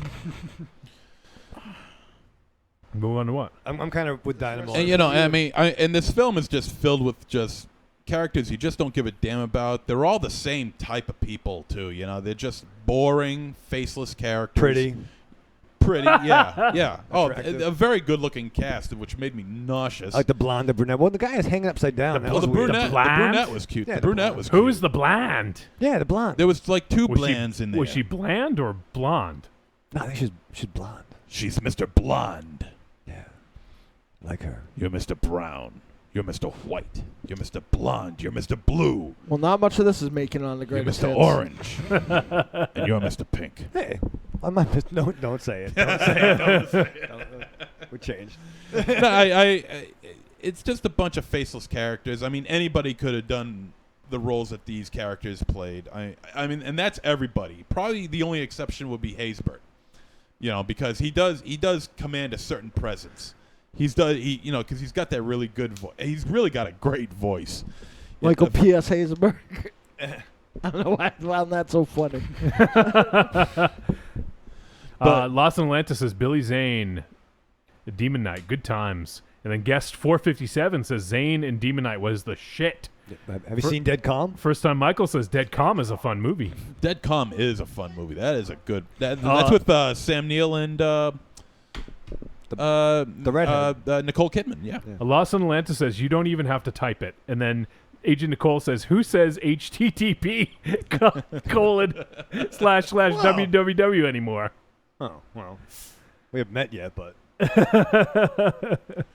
And I mean, it tries to play itself up with a bunch of bullshit gun battles and fights that really don't amount to anything. They don't add anything to the story. All they do is pad out the running time, you know. And to me, the opening credits padded it out long enough. You know, really, it was just, this was a really painful movie to sit through. This was not enjoyable at all. Did you guys notice the commercial breaks? Yeah. And that's because on Crackle, they have commercials. So it's a free streaming service with commercials. But I was able to find, since it's free, I was able to find a copy that had the commercials taken out. Well, see, when I was watching it, you know, I completely forgot about the fact that it was on Crackle, and I thought, well, this is just a bizarre editing style. You know, they fade to black a lot. they click to black and then they fade back in with something else. You know, it's I just thought it was a weird editing style, and then it's Crackle, so okay, it's gonna have it like that. So now one thing is, obviously zombies don't have a ton of character unless you're Bob or the Hare Krishna zombie, right? Like most of them don't really have very much character. Or the nurse zombie. Yeah. Yeah. Or what's the main one from Zombie? Fulci zombie. Oh, that's the Conquistadores zombie from Ottaviano Dell'Acqua. And the big thing about them though is typically they have a specific look to them because they don't. It's hard to convey personality when you're dead, right? Unless you're Bub. But these were some of the most unimaginative, boring zombies ever put on screen. Right? Ever. Yeah. There was nothing about them that you could even be like, oh, that was cool. Yeah. Like these were like what the fuck's his name? Zach Batman Superman director. Snyder. Yeah, like Zack Snyder's Dawn of the Dead remake style zombies, right? Running crazy zombies. Which takes out the idea of it being Dead Rising, since Dead Rising zombies in the video game, they don't run. Oh. Go figure. I didn't play all the Dead Rising games, so I don't know if any of them did, but the ones that I remember didn't either. So yeah, I think you're right on that. But man, and it seemed like this had a decent budget, right? Yeah. Sure looked it. I mean, if it was from Sony, then, it had to have something. It doesn't mean it had to have a good budget, but it looked like it had a decent budget. Like, there was some pretty decent, set pieces, and, they had some action shots, and it wasn't like an indie film that, had to be minimalistic and only have a couple sets. Like, they definitely had probably, a regular shoot, and probably got to cordon off sections of a city to do this, Yeah. Well, they probably had, we'll give you this amount of money for the sets and for the weapons and for whatever else, and another set budget for the zombies themselves, because the zombies. Right. Well, they didn't spend much of that. No. The zombies were like you said, makeup kits. Yeah. Basically, they were terrible. I got one thing and one thing only to say about this movie. The people in this movie. I'm always one of those people who are like, you can't really complain when people do stupid things in horror movies because they don't go to the graveyard. You don't have a movie if they don't go put their fucking dead kid in a pet cemetery. Nothing happens. Right? Yeah. So but the people in this fucking movie did some dumb fucking shit. It's like, oh no, there's a fucking car going. Let's go indoors, right? So they go into a fucking wide open fucking parking garage that the tank can just fucking drive in and follow them. Yeah. They're like, oh, well, we don't trust this guy. And then everybody acts fucking surprised at the end, Spoiler. Sorry. And then, because we didn't see it, at this point, I don't know. I'm done. Yeah. So I think this flick wasn't bad enough to be one of those bad entertaining flicks, and it wasn't good enough to be interesting. It was so middle of the road that I don't know, like I just feel like it wasn't like this movie is fucking terrible. This is I didn't say this is one of the worst movies I've ever seen. It just was uninteresting, you know? It was uninteresting, and it was just it had no balls. You know, it was one of those kind of movies. It needs its balls back, Raven Shadow. Well, it's one of those type of zombie films which they want to try and push that envelope, but it seems like either the budget or maybe the people who are making the film are just not smart enough to try and push that envelope just a little bit. But it's like they're teasing us. I will say this movie did have one good thing about it. What? I don't think that anybody told the zombies to not fucking tackle the actors for real. Because a couple times, like, a zombie would, like, jump off a car and fucking clothesline somebody, and it totally did not look like that person knew they were going to get fucking clotheslined onto cement. So, but otherwise. I mean, shitastic CGI effects. Shitastic. Yeah, it was just the CGI effects were really, really bad. The camera tricks in the way they tried to create the image of a zombie being impaled by something or with something or whatever, it just felt completely uninspired. There was just, I think they were just going through the motions here and just hoping for the best. And so at the end we get a quick 3 to 4 minute cameo from Billy Zane. Yep. Who played like the doctor. Yeah. Who looks horrible, by the way. Yeah, he had a mustache and looks really bad. He looks like G. Gordon Liddy. So, I you know what, guys? I'm sorry. Well, you should be. Thank I'm you, Johnny. sorry. Thank you. Okay? I'm sorry for picking this movie. You guys are so pissed. You're not even saying we gotcha. Yeah. I said the thank fact you. that we're not saying anything should make you worry even more. I just thought, we'd get a silly movie in there. I thought it would be a little bit different than it was. He thought Raven Shadow. Well, he thought he tried. You know what I mean? The point is that you know better now. Yeah, and you're a wiser person for it. Well, just wait till you hear what we're reviewing next week. All right, I'll make up for it. You better. All right, so I don't think there's much else we can say about this. Honestly, let's just go to a fucking verdict. Yeah. All right, what do you guys think? I'd say Q Buster. You think I should do that? Yeah. I think that would be best. I think if you do it sooner, we'll be happy. Trick or treat, baby. I wonder if people would say you're a trick or a treat. Trick or treat, motherfucker. All right, verdict time. We're going to let you know whether this flick was a trick or a treat and any final thoughts we may have. I bet it's going to be the quickest one. Mars. Trick. MZ. Trick. Raven Shadow. These guys made a movie. Yeah, they did. A sequel to a movie. That you never saw. That I never saw. I didn't know it was a game, but the game makes sense now. Wasn't there a game on an island? Was there Dead Rising on an island? No. You're thinking of House of the Dead. House of the Dead. No, no, it? the movie was on the island, not the game. I thought there was a game on the island. There was Zombie Island. No. It's you're making this out. You're stretching this out a lot longer than it needs to. That's what she said. I'll tell you. I'll tell you in a second. All right. Well, Dead Island. Dead Island. Thank you. That took place on an island. It sure did. That did. Zombies. Should have made that game was good. That should have been a movie. Very ambivalent. I didn't give a fuck. Trick. All right. This movie was not nearly as terrible as I expected. However, I thought it was going to be one of those really bad movies that we'd have fun reviewing, but it wasn't that. They really disappointed me. And I think this might be guilty of something far worse, being incredibly mediocre and boring. Yeah. At least if you're going to make a movie, make it horrible. So it's fun. Yeah. Or make it really good. But they walk that line of mediocrity so hard. Yeah. Which is actually quite an achievement when you think about it. Yeah, because, did this movie offend anyone? No. It wasn't oh my God, this movie's so bad. Or it's, it just was so mediocre. And I honestly think that's worse than being bad. Yeah. Oh, it is. It is. I mean, because that's what Herschel Gordon Lewis says himself. And you've heard me quote him before, and I'll say it again. Herschel Gordon Lewis says the number one thing you must do as when it comes to making a movie is entertain the audience. That's the number one goal. Yeah, good or bad.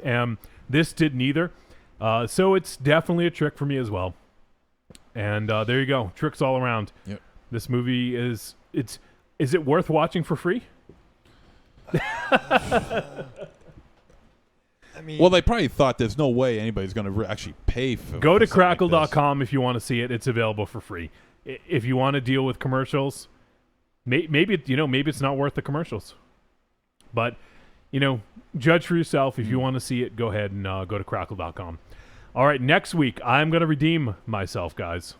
Ooh. Next week we're going to have sitting in that chair in this spot right here, our good friend.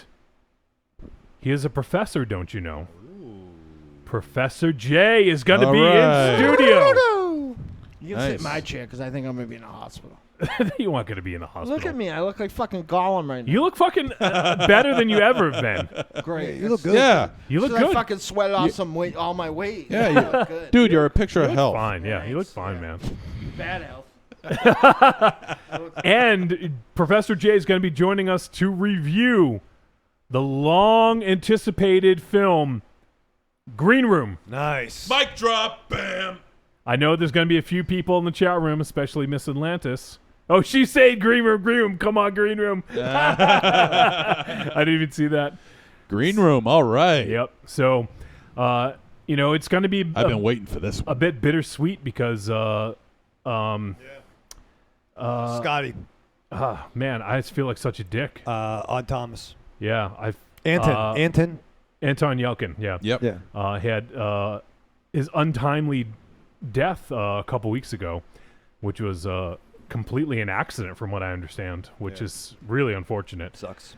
But it's a shame. But he is starring in this, and we're going to check out Green Room. So fucking excited. We had the option to see it in theaters.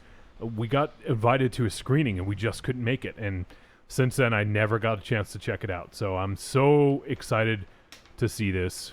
Can't fucking wait. Everyone in the chat room is going nuts, including this person named Rich Rabbit. I don't know who that fucker is. He must be really excited about it, though. So we're going to check out Green Room. Next week, Professor J. Before, though, what I figured is, since that was a very, very fast review, probably our fastest ever. Yes. One thing I want to talk about, related to zombies, we had Mr. John Carpenter this week had said, he made a comment. Let me find the quote just to make sure I get it correct. He was talking about Walking Dead. Yeah. Oh, yeah. And how it's a ripoff of Night of the Living Dead. Now, it's kind of, to me, kind of like a big duh, like that's what it is, Let me find the quote real quick, and then... Well, actually, I believe as a flash fact... Ooh, you're going to... Yeah, that when in original stages, it was going to be called Night of the Living Dead, because I think that was public domain. And then it changed during the process, where it became, something else. But, I mean, I know there's detractors to that product out there, but isn't it the ongoing... It's if the horror movie never ends, right? So let me get to that one sec. Okay. So the quote is, this is from John Carpenter. The Walking Dead was a movie that George Romero made back in 1968, Carpenter said, referencing Night of the Living Dead on the WTF podcast with Mark Maron. And he says they have milked that and they're still milking. It's unreal. But the thing is, if you read the original Walking Dead trade, I think, or was it the first issue? Was it the trade? That I got that from? So Kirkman said he wanted to know. He didn't name Night of the Living Dead specifically. I thought he did, but I went back and looked at it. So he doesn't name it. I think he said Dawn of the Dead, actually, he did. The thing I read. He said that, he says Dawn. He mentioned that's what it was. Dawn of the Dead. That's what it was. But he basically said, I wanted to make a comic book where you follow the characters after the movie ends. Yeah, when you know what happens after they fly away in the helicopter. Exactly. So that's kind of the thing. I'm like, Carpenter, don't get me wrong. We all fucking love John Carpenter on this show. Right. Like, he is a god. Yes. But I think that statement is like the biggest like duh statement ever. I think it. I don't want to say it was necessarily taken out of context, but what I do think it was more of an indictment on the lack of originality in media. But say that though. Like if you're gonna say that, say that. You know, like he was very specific about it. Now, it could have been. I didn't listen to the interview, so I don't know. But it could have been a very pointed question, like, "What do you think of The Walking Dead?" If that was the question, then I get it. And by the way, I think that this was a long time ago. No, it was a couple weeks ago. It was on. Because I know that this is. It was on the Mark Maron podcast. He's talked about Walking Dead. Well, this is referencing that his appearance on WTF, which a couple people posted in the on the Trick or Treat Radio group, if I'm not mistaken. They did. Yep.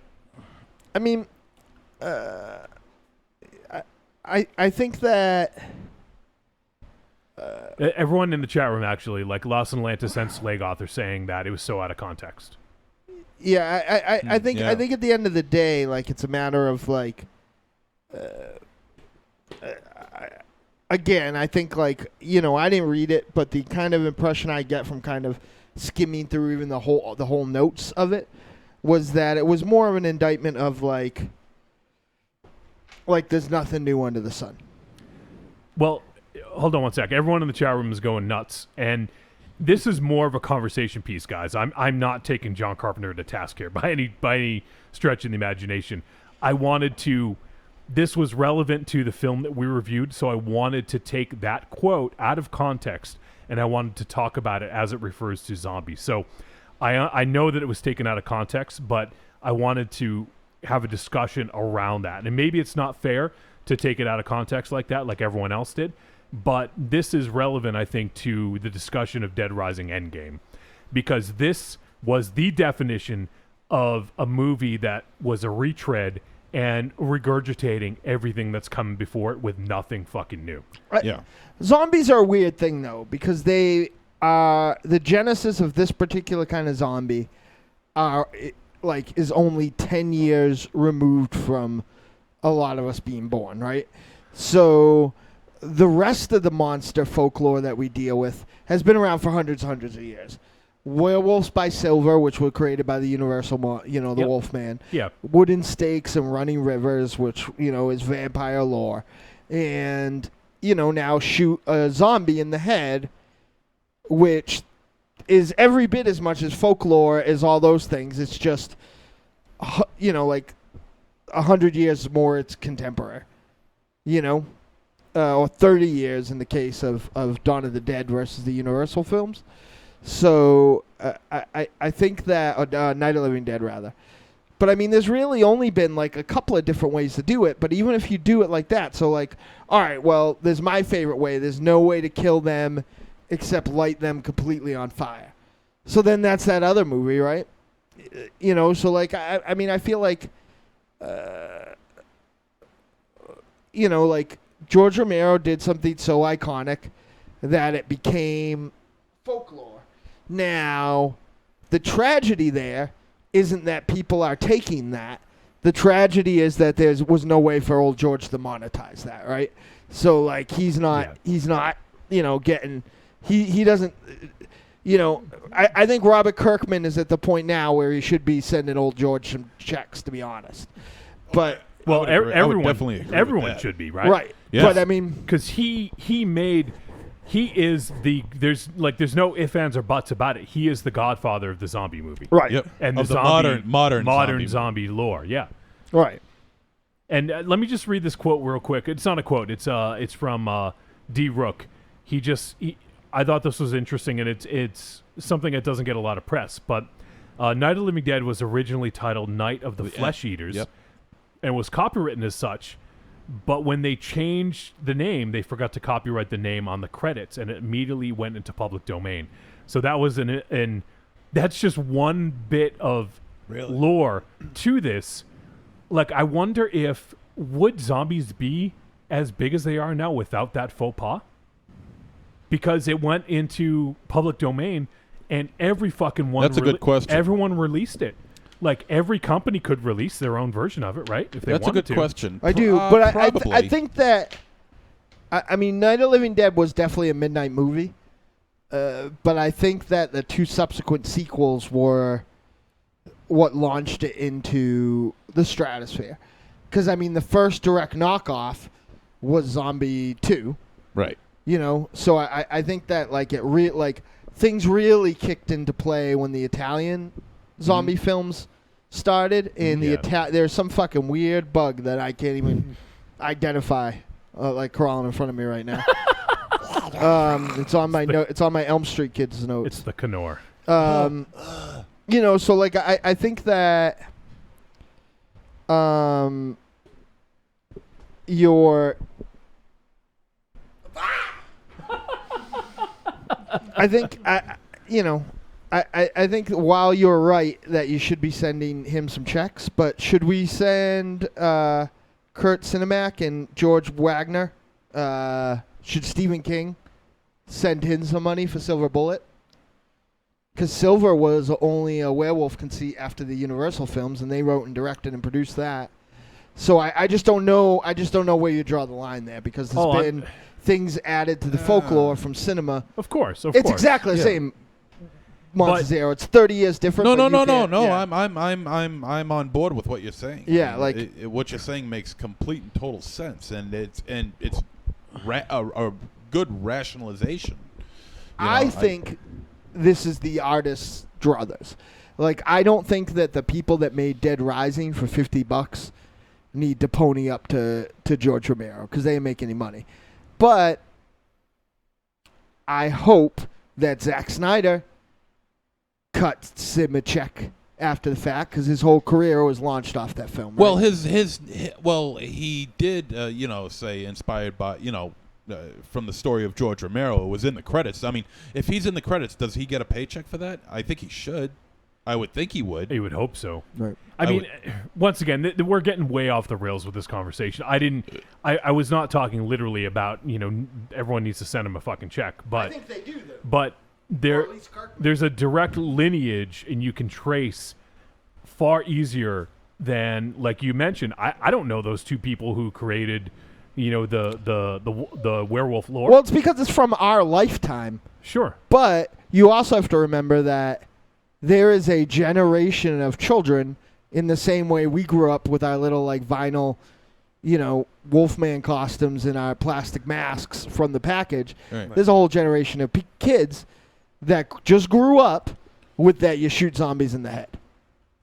And my argument was that didn't become necessarily canon, until, people started really paying attention to zombie films after Dawn of the Dead. That's when it became its first rung of phenomenon. Right. And that's in our lifetime. So it's much easier to trace, because everyone at this table anyway was fucking born. But I work with my assistant at work. I was out of high school for 4 years when she was born. So she's grown up her whole entire life with you kill zombies by shooting them in the head. Vampires don't like garlic, and you kill werewolves with silver bullets. It's just another... And they sparkle, too. And they sparkle. It's just another, it's another folklore. Yeah. And people have been getting ripped off the whole time. Look at Nosferatu versus Bram Stoker's original work. Right. You know what I mean? Like, Hollywood and entertainment just fucking sucks. And George Romero is probably the most textbook example of somebody who got fucking ass-raped in our lifetime. Well, see, that's different. I mean, you're talking between Bram Stoker and George Romero. Bram Stoker, as far as F.W. Murnau goes, he legally found a way to get out of the way of any legal battle from the widow Stoker. But as far, Romero, it was just a poor, the biggest mistake he's ever made of his, in his life. His mistake? No, I mean, you know what I mean, though. I mean, not getting that copyright sent over from Flesh Eaters over to. And not for Dead. nothing, it never would have happened. I mean, like, it was just a different time too. Oh yeah, and plus that was an indie film back then, right? Like, I don't know how many people worked on that film, but I know it wasn't a ton of people. Who? Where? What? Night of the Living Dead. Night of the Living Dead had like a total of like maybe 20 people. Right. Yeah, that was an indie film. And that was they were like a commercial company. That's why. Yeah. Like, Latent Image. I mean, I know that there are certain copyright laws, like in like proof of ownership laws, that changed because of Night of the Living Dead and a few similar cases. You know, like if we have a video of us playing Ghost in 1994, which we do, and Blink 182 shows up playing Ghost on the radio one day, because Matt Skiba from Alkaline Trio's in that band now, and that guy somehow steals all my good ideas. You know, we can say, hey, dudes, like, while we did, but while we don't have any, like, you know, copyright or whatever of this song or publishing of this song, here we are playing in 1994. You know, which is like, you know, shit's changed since then. I'm too fucking hot to remember some of the other specific cases. Now they're gonna do it. Schuster and Siegel is a pretty, you know, famous case. Mm-hmm. But like, yeah, it's fucking hot. Yeah. Castle Greybeard is right. Castle Greybeard? Mm-hmm. Is that his name? It is now. What's that? All right. I'm sweating out of my eyes right now, and you're making fun of me. So I just, and I didn't intend to get into a big, you know, hullabaloo about it, but I just wanted to bring that up and, you know, and talk about originality in, is it possible to make an original zombie film? Do you guys think? Yes. I still think there is. I mean, I'm sure there's... Pontypool is one, right? Pontypool is a brilliant. But I didn't see it, but what was that movie when they warm bodies? That was interesting. I like warm bodies. I didn't see it, but it all worked out, right? It all worked out. Alexander's taking off. Thanks, buddy. Take care, man. All right, man. See you, bud. Later, dude.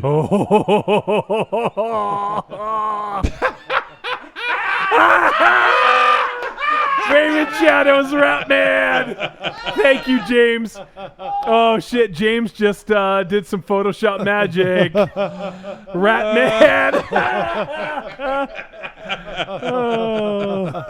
Still gotta get a shot. Oh my God, I gotta post that. That is James. If you could, please post that in the Trick or Treat Radio group. That is magic. That is magic, my friend. Oh man, fucking amazing. That is a thing of beauty. There Oh I got it on the screen. I'm a rat man. Wow. Let me put it over you. Hey. There you go. It's going to be like the movie S, where he gets bit by a rat and he starts sprouting a rat. Didn't break the tail glove. And rat nose and Many rat red. ears. Or Ready Man, whatever it's called. Oh, James is going to post it. Thank you, buddy. You know what? That is amazing. You eat a lot of pizza and you got bit by a rat. We should call you Splinter from now on. It was a mouse. A little field mouse. All right, so if anyone else out there wants to get in on the discussion, you know, maybe we'll post up a thread on the Fib or something like that. Because I didn't want to talk too long about it. I want to continue to move on with the show. But, Yes. you know, I think there definitely is some room for with the zombie mythology to do something slightly new and different. A lot of stuff has been done for sure. And, you know, I do like Kirkman's idea of taking what happens after the movie ends. Like, I think that alone is an interesting concept. Whether or not you feel he did a good job with it is another story, but I think it's an interesting concept. Well, it's just like the concept of what happened before Night of the Living Dead began. You know, what caused it? You know, what actually, you know, we all know we all have a pretty good idea what caused it, but I mean, all the actions that took place before that, you know, how did Tom and Judy end up at the house? Wasn't it a comet? It was a space probe explosion because it was leaking radiation. Dynamo's leaking radiation Yeah, right now. Shit. That's like a choose your own adventure. They never came out. And No, said I that know. that No, was I know. anything. But I mean that you know, if you were to point to whatever it is, I That mean, priest that said there's would no be the more one. room in hell. I believe him. Yeah, because well, there's room in here. If We have a new mic now. I don't know any more Bradishes between the two of us. There'll be no more room. When there's no more room in our bodies. Man, we look like two big sweaty beanbags right now. All right, so we'll head to break. Dynamo, are you sticking around, or I don't know. I know you're feeling a little under the weather. I'm working on it. You're working on it. You working on it? Okay. He's barking on it. He's barking on it. So A song called Birkin once. I know you did. You're talking about that. I know it's good. How good is it? It's good. It's good. Sometime when I'm not hot, I'll sing it. All right. So let's cut to a break. We're going to come back, and Yeah. we're going to do some double taps. Dynamo, do you want to play a Deadite song so we can go cool down? How about Aquaphobic? Is that a song? That is a song. Okay. That's your favorite song that That's you've my ever favorite written. song ever that I ever wrote. Let me look for it. It's the only one that's not. I like it because I don't sing in it at all. if it means anything to you, Dynamo, I mean, you already did your double tap by professing you the big news, the big double tap news that you had. So I'm out of here. yeah. Somebody talk, please. Hey, I'm down. Yeah, well, I'm so hot, my balls are sweaty. yeah, that's I'm great. sweating. That's I'm- great. New listeners, I'm sweating like I'm playing sports. My He's face sweating to the is as oldies. red as a radish. Monster Zero eats 4 meals at Bradish. That's right. I'm sweating my back hair off. This heat is like nair. Wow. I can cough. Cough rhymes with off. This is the worst show ever. We've had bad shows, but this is a bad one. It's so hot, I want to go hang out with Raven Shadow in the cool. All right, I'm ready for a break. Oh. So we're going to do a quick break, and then we're going to play the Deadites track Aquaphobic. And so we'll be back in about 4.5 minutes, something like that. And then we're going to do some double taps. Be right back. All right.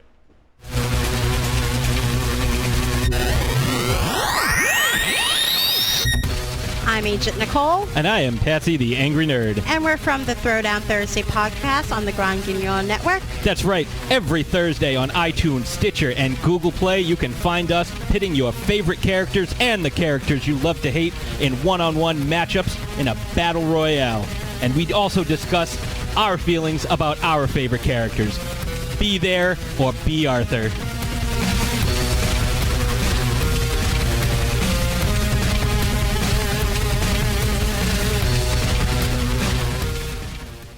This is Robert E. Ronsky Jr. from the Television Crossover Universe podcast, and you are listening to Trick or Treat Radio on the Grand Guignol Network.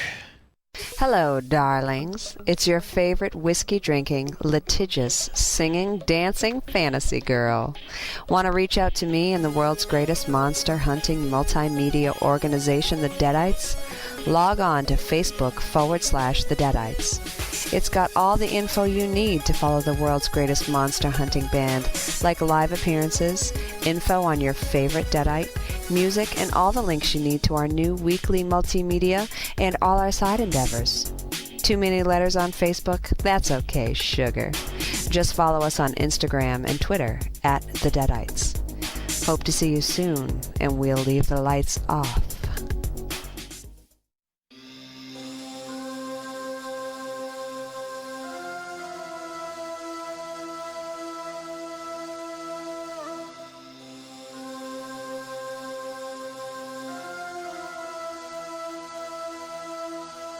Is it odd that I care who you swim with?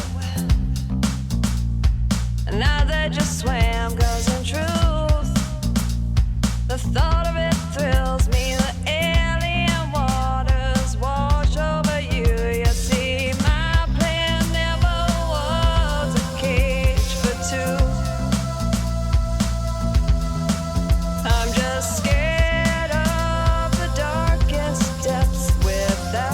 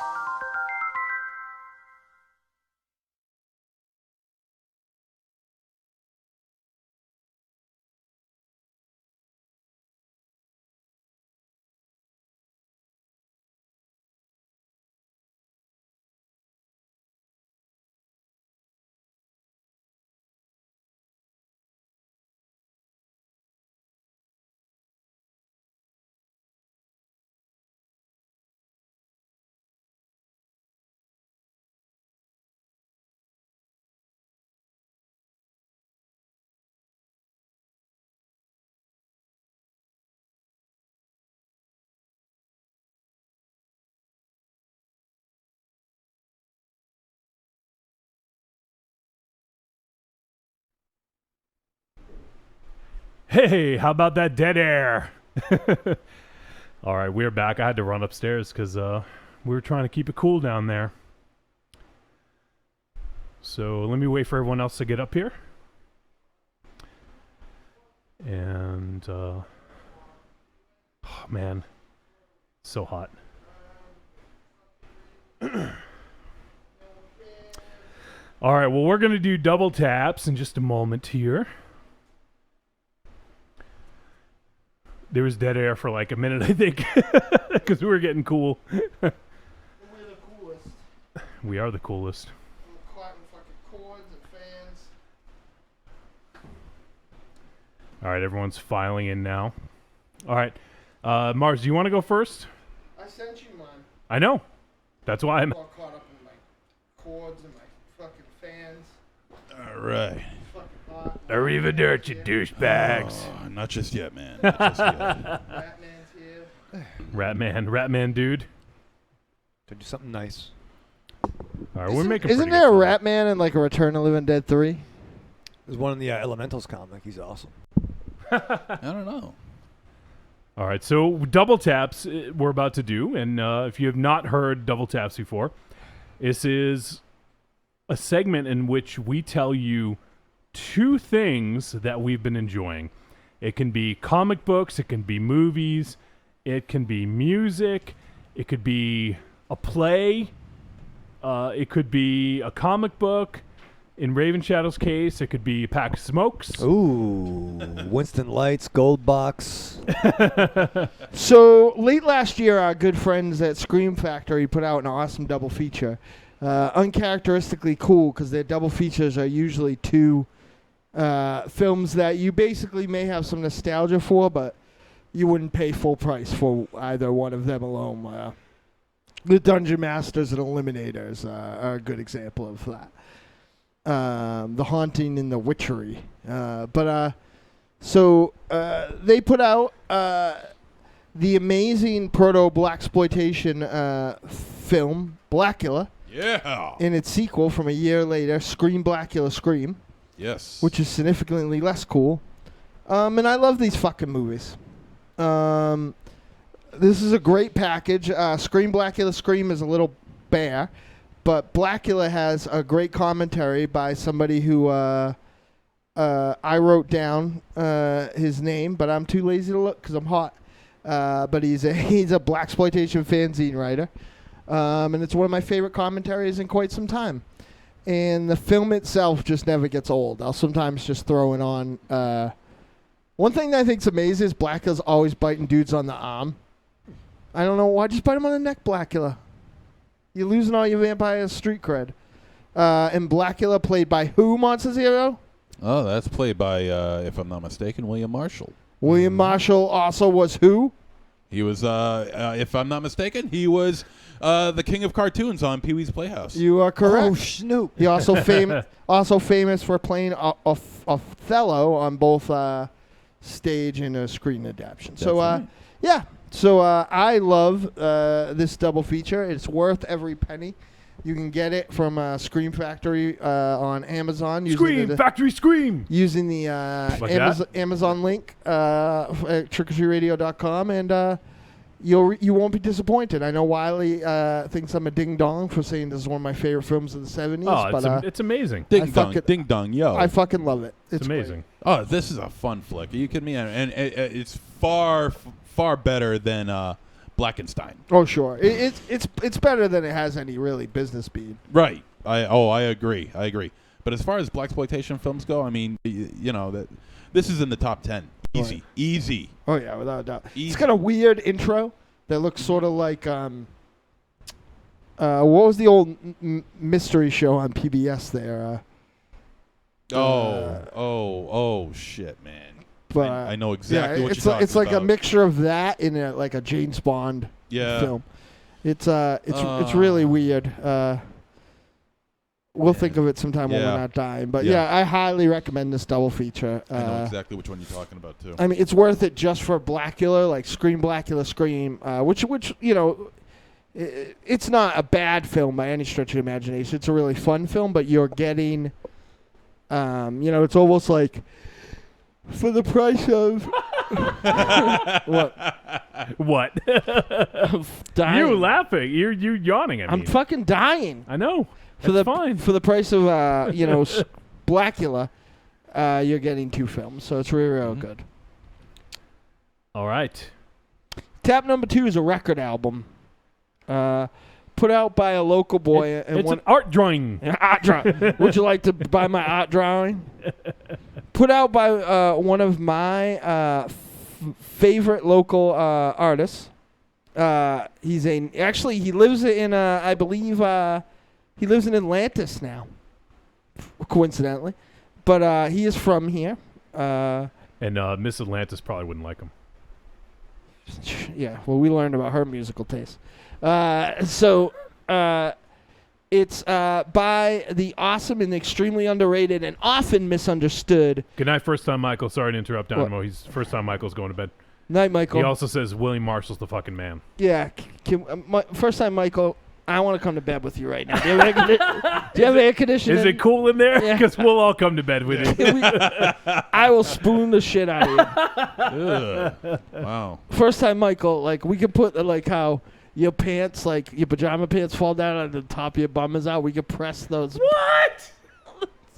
What the fuck? Where are you going with this, dude? I just want to be cool. I'll go anywhere. I will press anything against anything to get cooler. Oh, man. I will fucking rub a ham against my Man, all of a sudden I don't feel safe anymore. You ever did? To get cool. All right, sorry. Go ahead, Dynamo. So 2015, Matt Nathanson put out a new record called "Show Me Your Fangs," and I really, really, really like it. It is. I think it's not as good as his last 2 records, which I think. Why don't you double tap those then? I did. Oh, okay. I did. Modern Love was one of my earliest double taps, and Last of the Great Pretenders was a double tap when that came out. We played specifically, I remember on Last of the Great Pretenders, his ode to Alfred Hitchcock, Mission Bells. Wolfie, I did send you a link to the song "Show Me Your Fangs." Right now. Oh. You can't hear if you don't have your headphones on. But this is a cool song. I love this song. I love he has a song about hanging out with Bill Murray called Bill Murray. But Matt Nathanson, if you ever have the opportunity to go check him out live, because he's not only a great singer, he's not only a great songwriter, he not only has a great band, he's a hell of a comedian, and he tells some very funny stories in between and stuff. He is a pretty fanatical horror fan. Specifically, unlike, say, Where Monster Zero is a fanatical horror film fan, Mr. Nathanson is actually a fanatical horror comic book fan. I'd love to get him on the show sometime, talk about stuff. I do feel this album has a couple of missteps, including the very overproduced headphones and the white boy, the kind of white boy Motown take, Gold in the Summertime. But otherwise, this is another great collection of very clever songs from Mr. Nathanson. And Giants, Show Me Your Fangs, and Bill Murray are worth it, worth the price of admission right there. So definitely check this guy out if you get the opportunity to see him. He's awesome. All right. He's also, unfortunately, fucking wicked handsome, which bothers me. And he's 22 feet tall. 22 feet tall. Yeah. Send me a private message. I'll send you a picture of my special lady friend pretty much looking like she's going to eat him. Agent Nicole says Matt Nathanson is great. Yeah, he's terrific. All right. Did Agent Nicole know his favorite comic is Lock and Key? That might make her like her. I have no more. idea. Yeah. All right. Z, do you have something? I do. Oh, okay. I got 2 movies. All right. And these were both recently acquired at the Scaricon that we attended. Yeah. About a month ago, maybe now. Yeah. And wow, time really flies. So, well, anyway, this is from courtesy of those fine folks at Vinegar Syndrome. Those guys are the balls, man. They're awesome. and they keep on churning out awesome shit on Blu-ray and on DVD. And I love these guys. If you've never checked out anything out of their library, I strongly suggest you do. They come out with the most obscure and rare titles that you probably never even heard of before, and they all come out looking fantastic. Well, anyway, I got a couple of those DVDs, and these aren't horror movies. These are classic porn films. There you go. Yeah. Business is about to pick up. Yeah, okay. Well, the first one I got here is a movie called A Labor of Love. A Labor of Love. That's language. Oh. A Labor of Love. And it's all about this guy named Robert Flaxman. And he is presenting a film called The Last Affair. And basically what this is a behind-the-scenes look at the making of The Last Affair. And what this really is, I mean, it's part porno, part comedy. Because you get to see some of the most ridiculous shit that happens to some of the actors and actresses, and the arguments that happen in between takes and things like that. It's a very interesting take on filmmaking in general, really. It's absolutely a fascinating film, and it's definitely worth checking out. It's called A Labor of Love, and definitely check it out. It's if I'm not mistaken, I think if I saw in the IMDb, I think there's a name actor in this. I think. I'm trying to remember. But anyway, is it like full frontal, like full contact? It's a porno movie, dude. I'm sorry. I mean, and so just looking at the box here, I'm displaying it on the video feed for anyone watching live. And Gene Siskel says, full of natural comedy, a fine document of the sometimes goofy, often awkward American sexual revolution. Roger Ebert says, an absorbing documentary captures what pornography cannot permit. I thought you meant our Gene Siskel. No. Captures what pornography cannot permit, the human reality of the sexual experience. And Variety says, intelligent and thoroughly entertaining, a frequently hysterical group portrait. Yeah. Well, Roger Ebert is certainly no stranger to porn. He loves porn. He loves that shit. I mean, hell, he worked with Russ Meyer. Was it the death of him? No, that's what kept him alive. Didn't he work on Beyond the Valley of the Dolls? Yeah. What's the other one? Yep. Oh, I got my flick caught in my face. And the other one. What'd you do? What the fuck? I got my leg caught in my fan. What's we get for having a fucking fan with no like wire thing on it except for an exposed fucking fan? Jesus Christ. No. It's Monster Zero's fault because he turned my little fucking power strip No. into fucking Cordtopia over here. So every time I fucking move, fucking blades come fucking sailing towards me. Oh, Jesus Christ. It looks like this fucking movie. It's fucking like kids it looks in like porn. a guy. Dude, the power strip looks like in a Christmas Story. Well, it looks like there's one too many. It didn't look like mine is the one that breaks the camel's back. It didn't right? look like that before. Just All for right. me to plug things into. Tab You number- get your own Tab number power two. strip. Tab number 2 is Long Gene Silver. Alex Dorenzi's classic Long Gene Silver. Now, she fooled Mother Nature. She's got a secret, and she fooled Mother Nature. And her secret is that she is missing a leg. Oh. She's only got half a leg. And actually, it's an interesting story with Gene Silver. She's got a partial leg. I think it's her left leg. And it had to be amputated because when she was born, her left leg was like 2 inches shorter than her right leg. Okay. So it had to be amputated. I don't know, it could have been stretched or something like that. I don't know, stretched the bones or something like that. But anyway, it got amputated.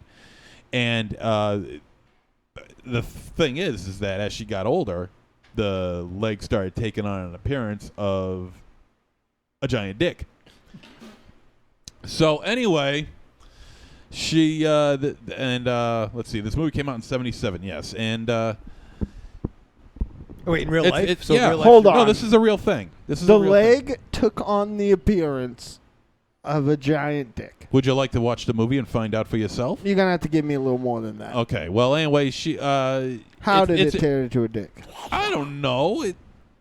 It just turned into a dick. It's So not like as- her leg was made of silly putty or something. So whatever was left behind as she got older, it Yeah. took a form like a very phallic form. Yeah.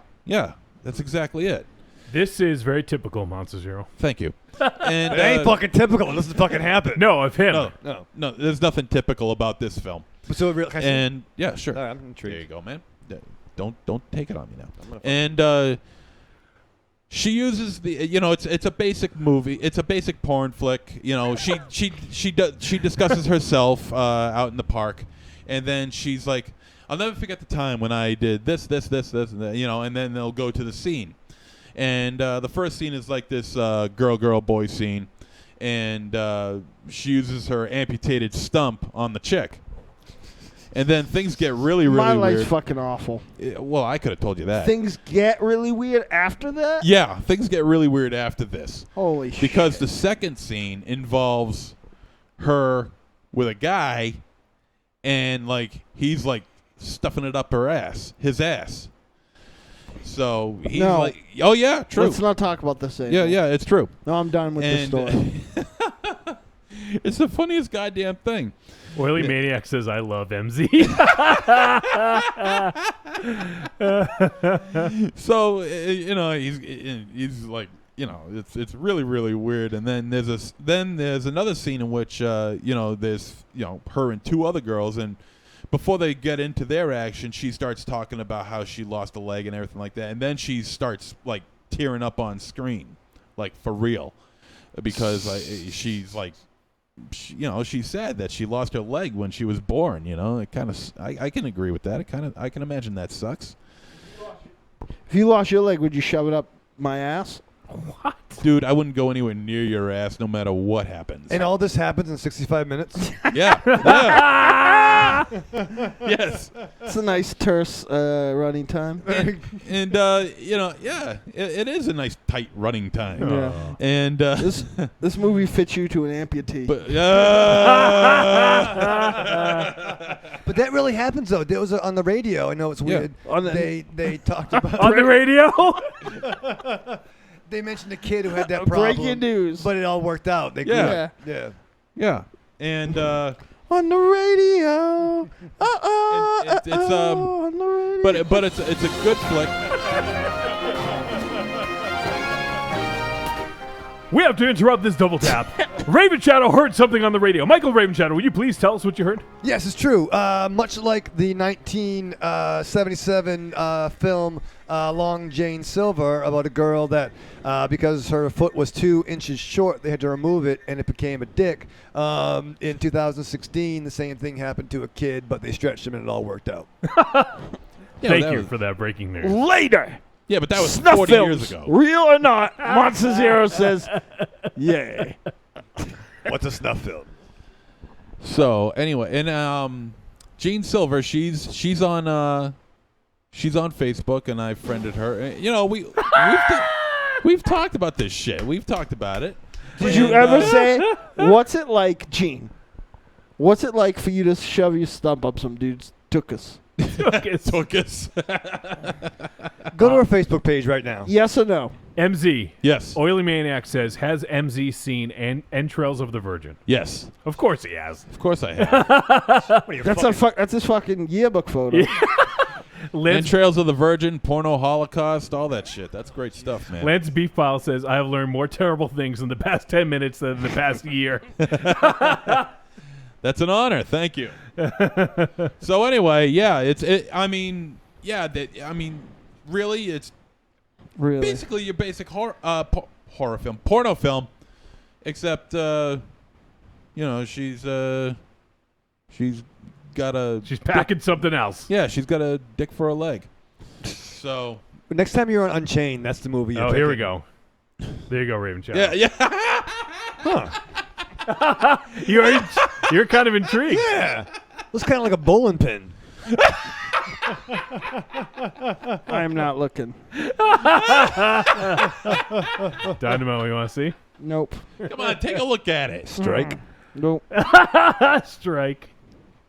Why does a Vinegar Syndrome have a porno movie about you and your baloney gumdrops? Unfortunately, there hasn't been one made yet. Why don't we produce that? Maybe the Rocky Overpass. Yeah. All right, moving on. Wow. Tom C. just tuned in and says, "The fuck did I just tune into?" Trick or Treat Radio. We missed you, Tom C. Bad times. But she's cute, right? Yeah. All right. I don't know how you're going to follow that. Raven Shadow looks absolutely stumped. I have.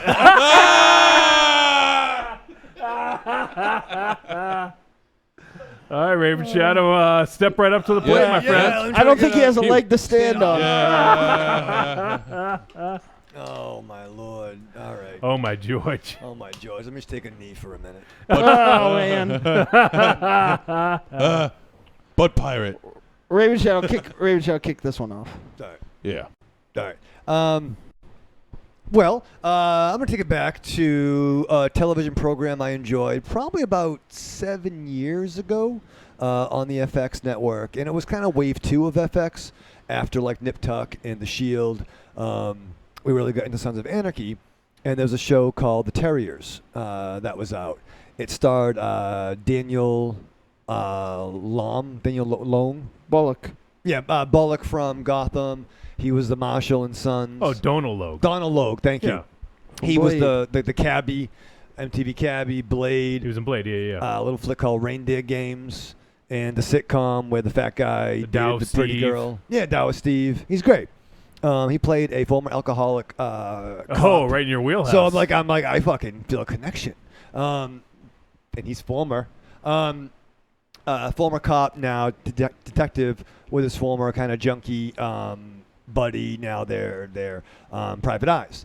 And I think the show kind of got lost because no one knew what the hell it was about. And apparently Terriers was an old term for gumshoes or private eyes.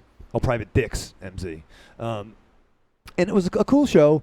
It only lasted one season, but it had a really great ending where the characters are going to make this choice. Are they going to do this or do that? But it's never been on DVD to my knowledge, but I believe it's coming to Netflix. Yeah, it is, yeah. So check it out. It's worth checking out. I think it has kind of a cult following, but I really enjoy that. All right, Terriers, number 1.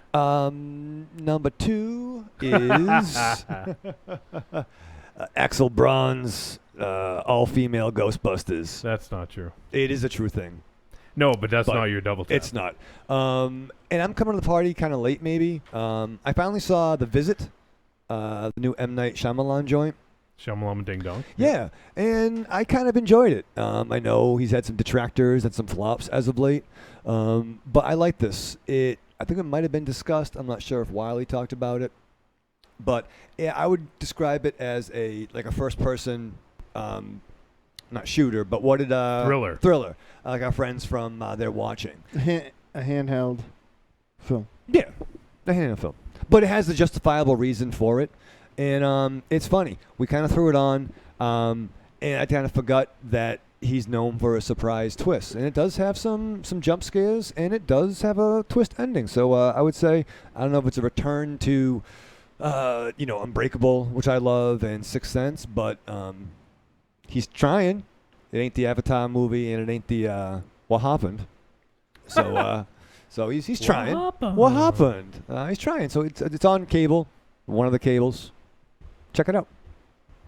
All right. There you have it. I unfortunately live The Visit, so. Yes.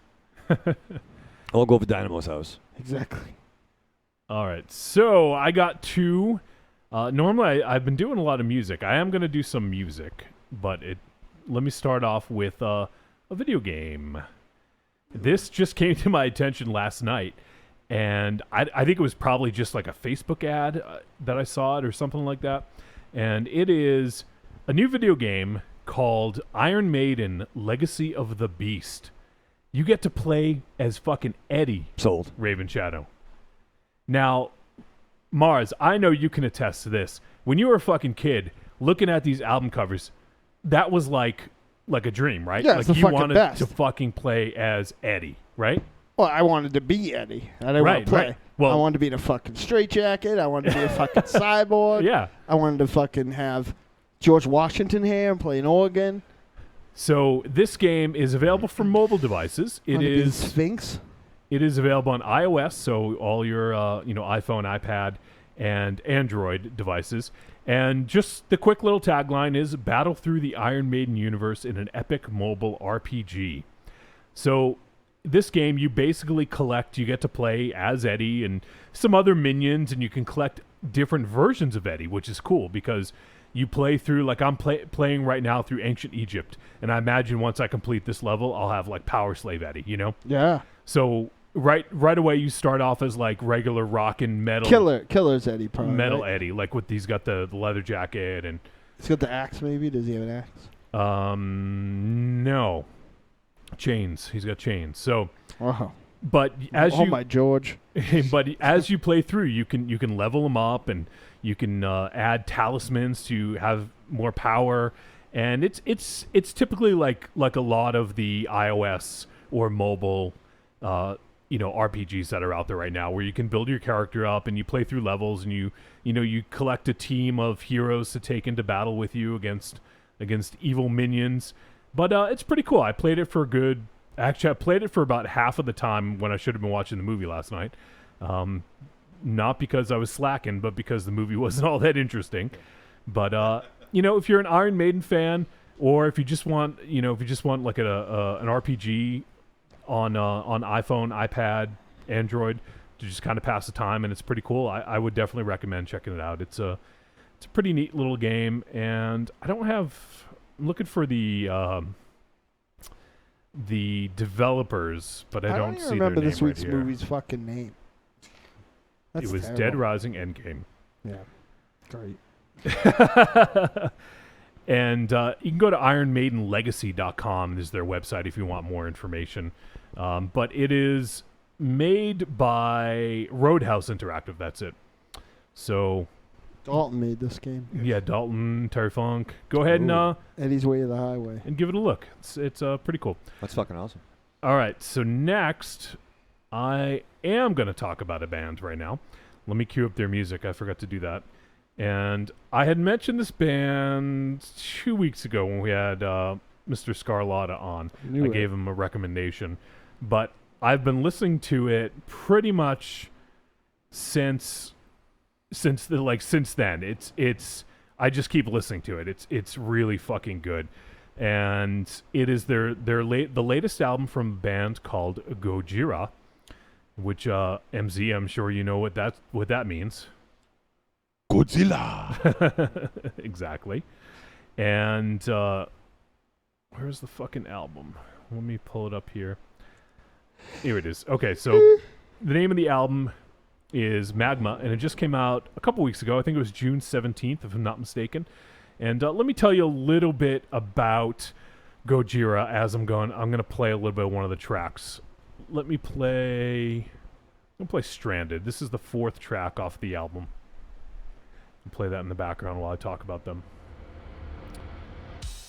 And I've seen these guys live. They're really, really good. And the new album is a little bit more restrained, I would say. Not quite as technical. They really kind of find some amazing riffs and some amazing grooves and really build on them. And the songs are a little bit shorter for that. But I think it's a really well-conceived, just brilliant album all the way through. So Gojira is a French band, and they were originally actually known as Godzilla until 2001, and then they probably had to change their name, I imagine. And it's the heart of the band is the brothers, Joe and Mario Duplantier. And it also has Christian Andrew and Jean-Michel Labadie on bass. And so they have 6 albums. This is their 6th album. And it's really fucking good. If you guys are into metal, you got to check this out. It's probably my favorite album of the year. Like, not just metal, just album of the year. It's really fucking good. So I'm going to turn it up a little bit here so you can hear some of this. But you guys got to check out Gojira. They're actually coming around near us in a few months, and I definitely want to go check them out again live because they were amazing when I saw them.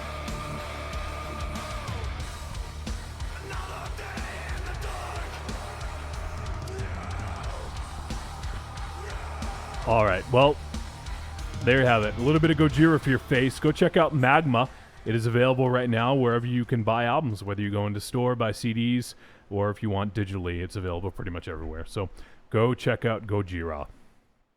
All right. Well, that's going to do it for the double tap. Do you guys want to take another break before we do voicemails, or you just want to go into voicemail? Voicemail. Voicemail? Okay. Maybe I'll go refresh my beverage when we're listening to a voicemail. All right. Well, we did hear from our friend from across the pond. Oh, we haven't heard from him in a bit, but he left us a couple reviews. So let's hear from our boy, Mr. Wooberman. Trick or Treat Radio. It is I, Wooberman. How are you? Long time no see. It's been about a month, isn't it? Something like that. Too long. So I called in because 3 things happened yesterday. 3 very painful things. First off, I lost a tooth. That's as much as it's going to be. I tried doing recording a message for you yesterday, but I ended up sounding like the Elephant Man and didn't really work out. Oh, sorry, bud. So I'm much better now, thank you. Good. And so yesterday, number 2, Britain left voted to leave the EU. We're sorry. I'm not going to get all political about this, but I fear for our futures. I talked about that. And lastly, I watched 2 films. One of them wasn't painful, but I'll get to that. The other one was Independence Day Resurgence. Now, I'm not lactose intolerant. I like cheese. In fact, I adore cheese. And I remember that Independence Day was fairly cheesy. But it was cheesy with a large level of, how can I put this? Doom and despair. Because, let's face it, there was a lot of doom and despair in Independence Day. You know, major cities were leveled. Like the majority of the human populace in major built-up areas were just instantaneously extinguished. And despite Will Smith and Jeff Goldblum, beautiful man that he is, with their comedic timing, and also Jeff Goldblum's in-character dad at the time as well. I can't remember his actor's name, but there was good levels of comedy in there, which kind of broke up the doom and gloom, and of course a lot of like America, good feelings with Bill Pullman being president. Does a great speech.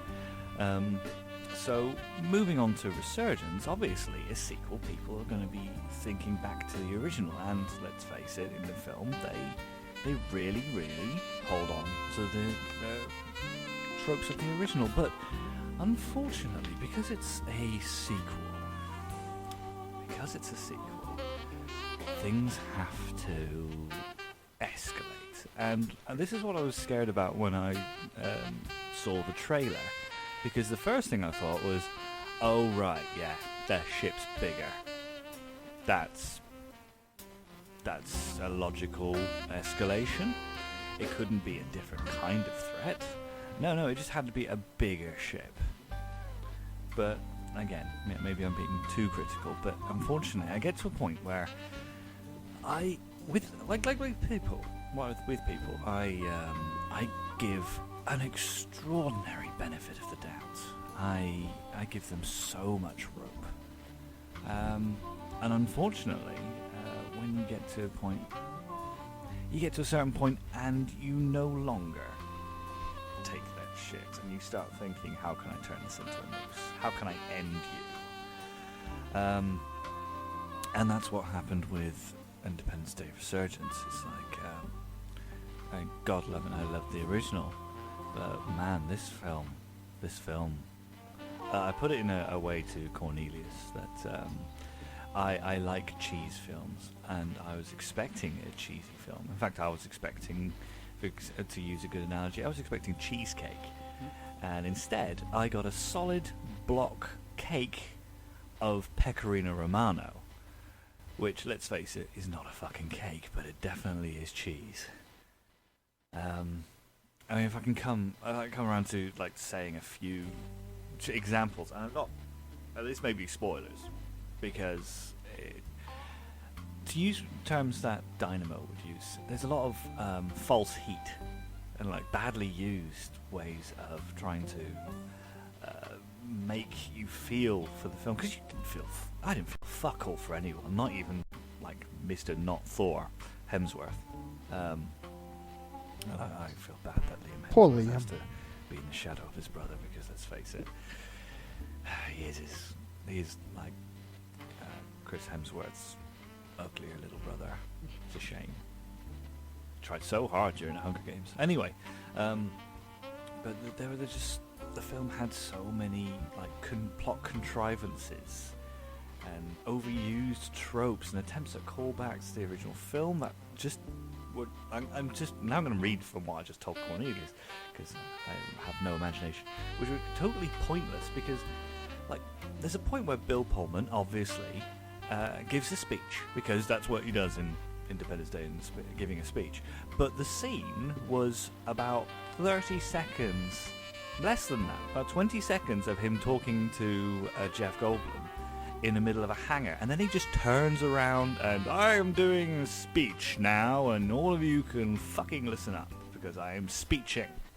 And he did, and obviously I get that in this film that everybody is united as a every ethnicity is united because they got a bigger How's he problem playing about sax and mental talking? face than racism.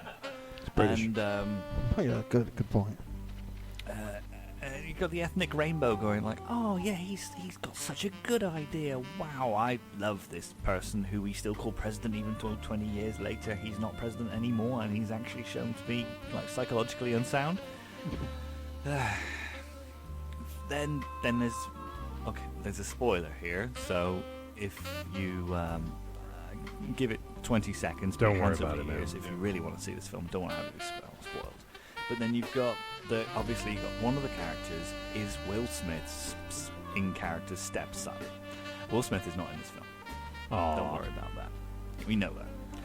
But Vivica Fox, who played his wife in this movie, and the captain, piloty man, his mother, she had two scenes. One of them, and these again, all the scenes in this film were really short. And I shit you not, they were flipping back and forth more like it's like trying to read 3 books at once. But she had two scenes, one in which she's talking to her son and saying I love you, and that was about a minute. And then another scene in which she's helping a pregnant lady onto the roof of a building as a large alien thing is plowing into the city, and she dies with Captain Man watching. And that I'm supposed to care about, because she said I love you once. Maybe there's a director's cut with more footage or something like that, but it really wasn't good.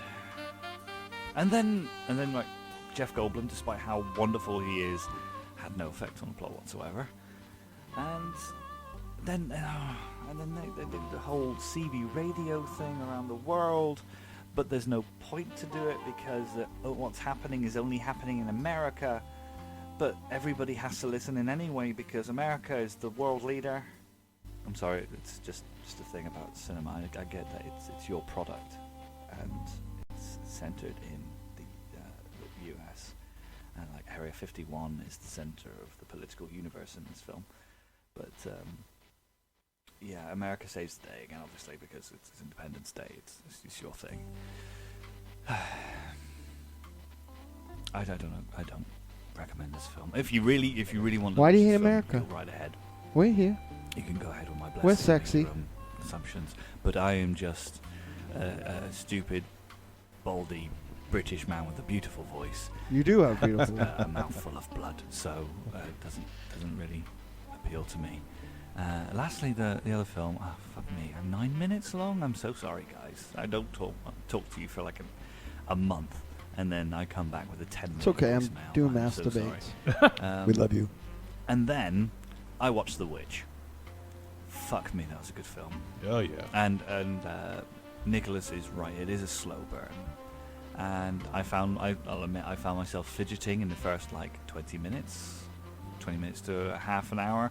I did my best. I didn't want to look at my phone.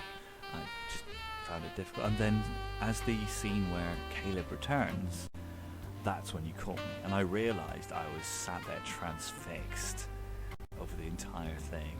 Especially those god-awful twins. Man, they were just a special kind of evil.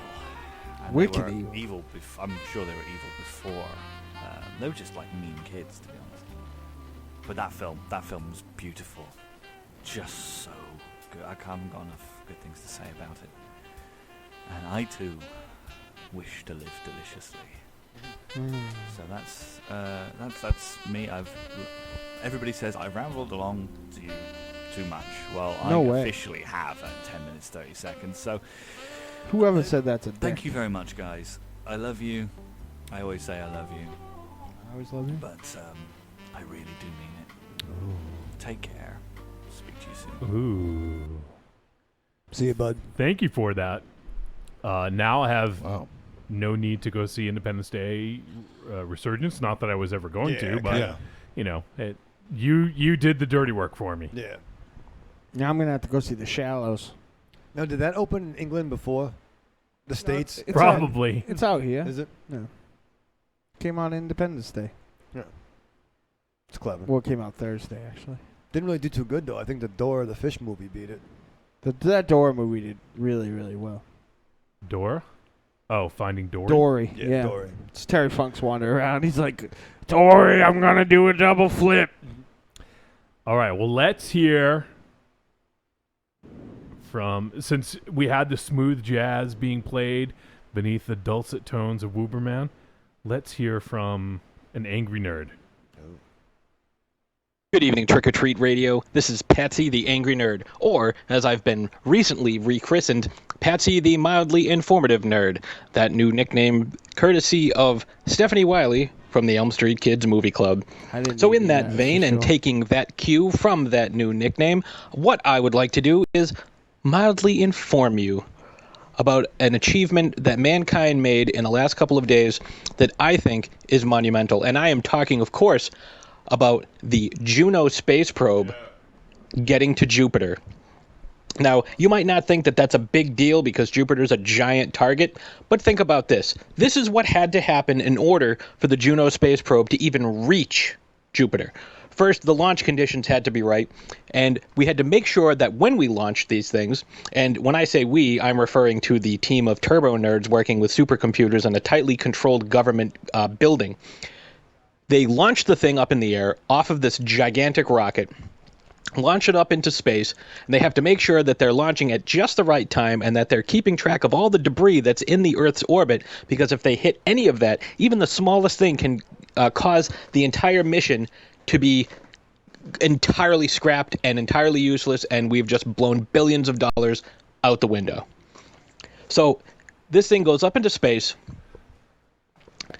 It orbits for a little while, comes back around towards where Earth is. It almost meets up with Earth, but uses Earth's gravity to slingshot it out into space, kind of like in Star Trek IV, The Voyage Home, when they use the Klingon bird of prey and they kind of slingshot around the sun to increase their speed and use that to travel back in time by going 10 times the speed of light, which, by the way, is impossible. But that's for another voicemail. So this thing now has to hit a target moving almost 30,000 miles an hour. I think it's something like 29,236 miles per hour. which at its closest to Earth is 350 million.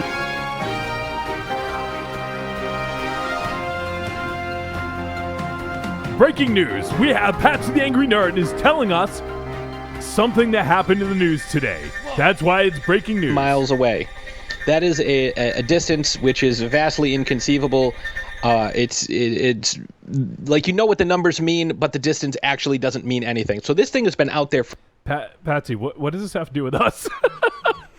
I question your decisions when calling us. This is how they invented the Star Trek. I don't know. This is something for Neil deGrasse Tyson, not This is Yeah, we're more Degrassi Junior High. Neil deGrasse Junior High. Yeah. I read about this today. And it's awesome, but and it's cool, but man, I've been watching. I don't know what this has to do with us. I don't either. And years trying to. Patsy, I read about it. You don't have to inform me. I'm worldly. I like reading stuff. I don't need a fucking lecture on the podcast about it. If I want to know, I'll read it. Get to Jupiter. And it finally did the other day, and we've been getting some amazing pictures. We've been getting some video through... I'm going to call Patsy's show. I'm going to interrupt with breaking news when we record this Saturday. Not stop motion, time-lapse. Time-lapse photography showing the movement of the moons, showing, the move. Oh, we'll show you the movement of the moons, all right. MZ, get that thing out. Front and center. Front and center. We need Blinks here to open his rings of Uranus. Yeah. Do you want to see the Cyclops? But Patsy, if people want to read about it, they can. This is force feeding it to them. If they don't want to hear it, they're gonna fucking turn the podcast off. I'm gonna read about it when I get home. Tell people where they can find it. This is like force feeding them something they may not want to hear about. Or something they already know about. You love this stuff, Patsy. I get it. Not everyone does. Movement of the Great Red Spot, which has been consistently shrinking over the past 400 years. I got a big red spot. And, now we've got this thing sending us all kinds of data, all kinds of pictures, and it's amazing. So I just wanted to mildly inform you about that monumental achievement, which, as some of you may or may not know, I like science, and I like science in space even more. So I just wanted to get that out there. I also want to say... Patsy, Patsy just said in the chat room, I find this shit to be super entertaining. That's amazing. That's amazing. You do not have to force feed it to everyone else. Do it on your show, man. Do it on your show. People can tune in if they want to and listen. I just don't, unless you're trying to be adversarial, I just don't get it, man. I just don't get it. I love you, buddy, but Did they invent lightsabers yet? Hashtag Team Patsy the Angry Nerd. And I will talk to you boys next week. And, have a good show. Try to stay cool. And, enjoy your evening. Talk to you boys soon. Use science and make us a fucking air conditioner. Jeez. Yeah. Next week he'll talk to us about photosynthesis. Oh, like the peanut, like George Washington Carver, and he made those things with the peanut, like the peanut telephone and the peanut telephone. Make a fucking peanut air conditioner. Can you make that, Patsy? Oh, Patsy, I feel like such a dick. I love your enthusiasm, man, and I love that you're into this stuff. But I think that by the time this podcast comes out, and if people listen to it in a couple weeks, the people who want to know about it have heard about it, because it was literally all over my Facebook feed today. I couldn't escape it if I wanted to. Yeah. Now it's super interesting to me, and I read about it. It's awesome news. Yeah, I mean, it's fucking cool as hell. But if people want to know about it, they probably already know about it. It's everywhere. It's not like it's this like little tiny thing that nobody knows about. It's out there. Everyone fucking knows about it. So, I all I had was the John Carpenter stuff. I wasn't pissed off over The Walking Dead. That's all I get. All right. Well, let's hear from I think we had a couple leftovers from last week when we were talking about VHS. So let's hear. Nicholas sent us one about VHS. Let's check that out. Hey guys, it's Nick. Little more VHS talk. There was a little VHS shop in my town called... Listener, turn your radio down. Listener, turn your radio down. Hey guys, it's Nick. Little more VHS talk. There was a little VHS shop in my town called Video Gold Mine. And me and my dad used to go there all the time, and we'd get suggestions from the guy to check out, and we'd talk movies and stuff like that. And same with, like you guys were talking about, he was cool. He'd let me rent, like, whatever, anything rated R or shit like that if I went in by myself. I remember when that place went out of business, it sucked. But, I mean, like Jared said, I bought a ton of tapes, and then my dumbass got into DVD and Blu-ray, and I got rid of all my tapes, and now I love it again, so I'm collecting again. I'd love to get more horror, but I kind of grab whatever I can find. I pick and choose now because I kind of want more horror. But, yeah, I love VHS. I love all the documentaries on them. It's just a cool thing that's kind of lost, and I don't know. I love it. All right. We love it too. What was that? Do a thumbs up? Yeah. Yeah, it's a crooked thumbs up. Crooked thumbs up. Let's hear from our good buddy, Joshua Gravel.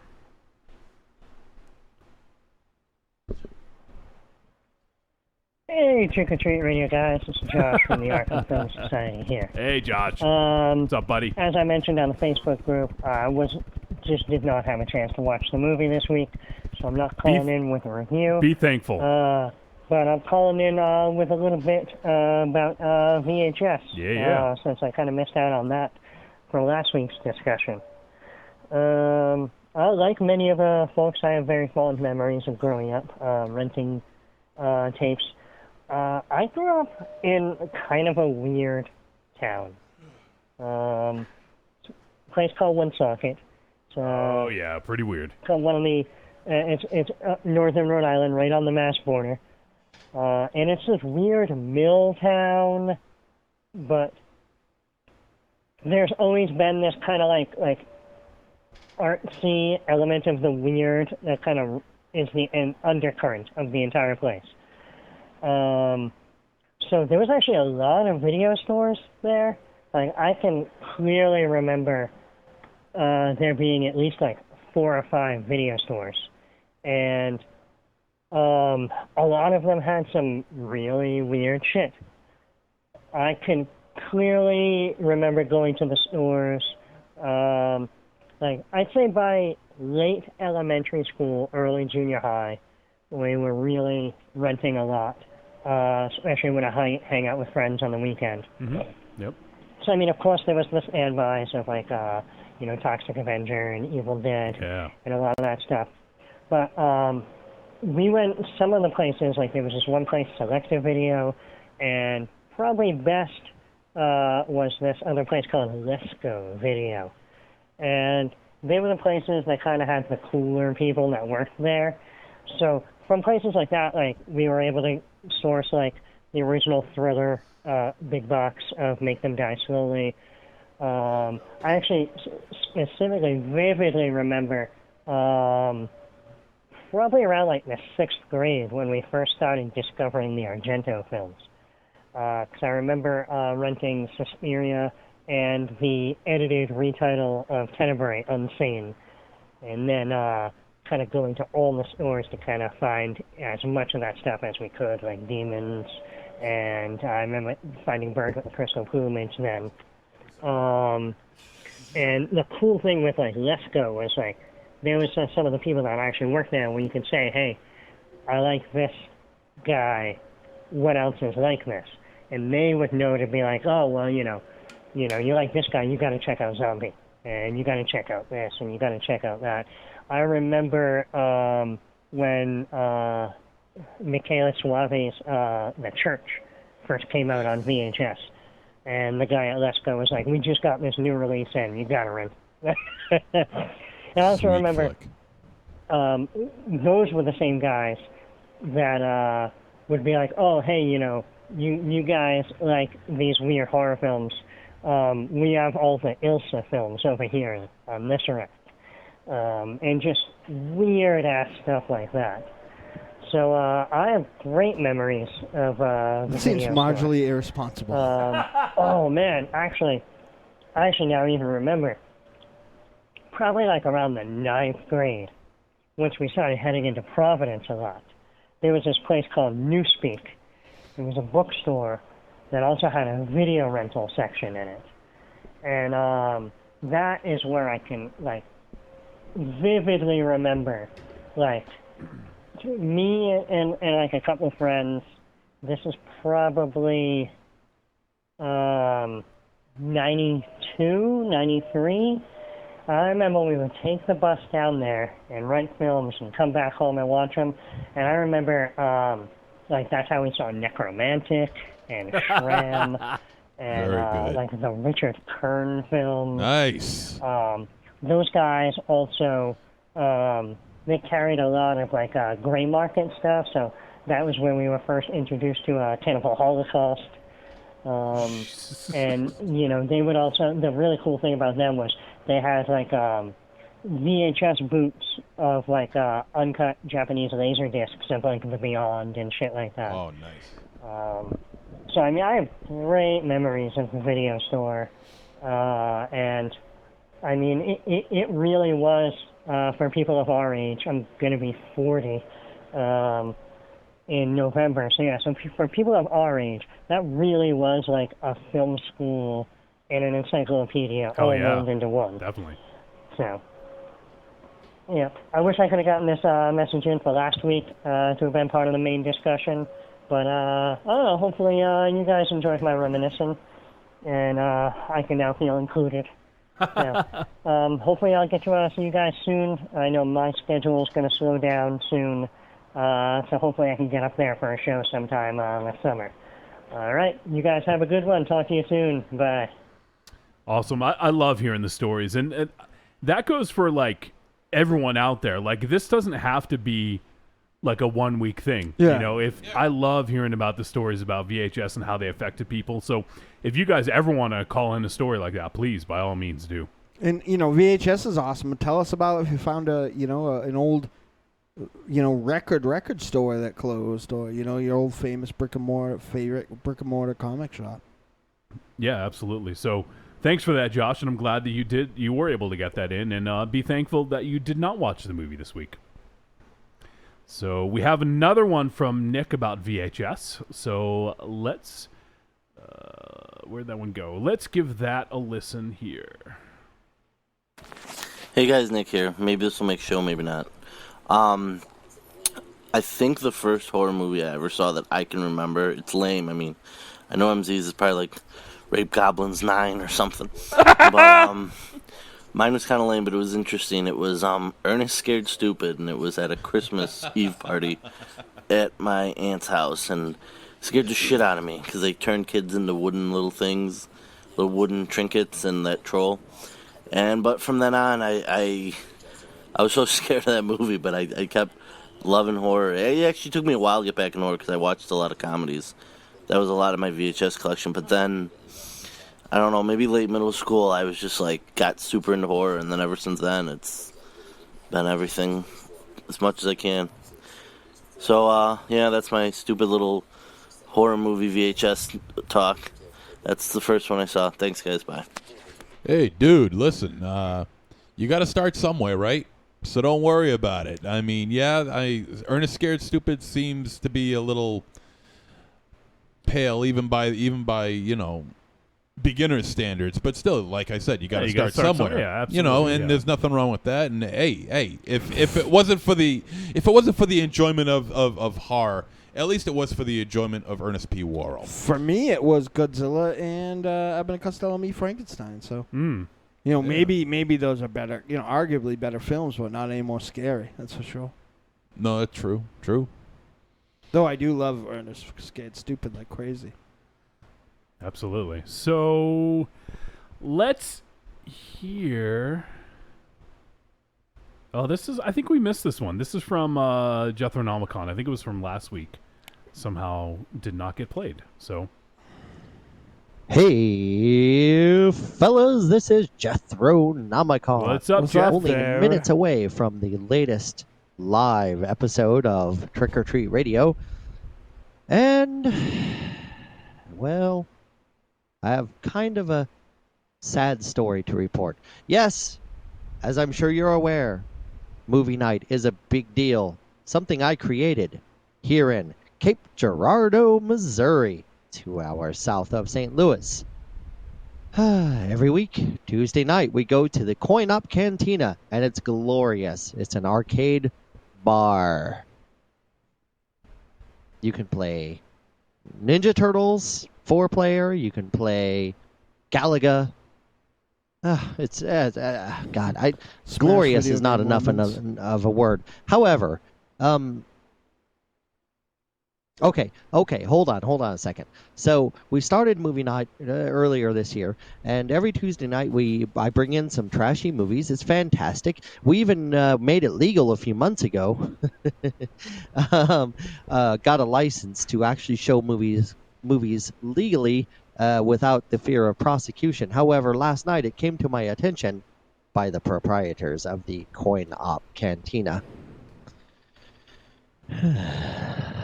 Here's the part that gets frustrating. That in Missouri, it is a matter of state law that you cannot show movies that feature nudity or sex or, simulated sex in a place that also sells alcohol.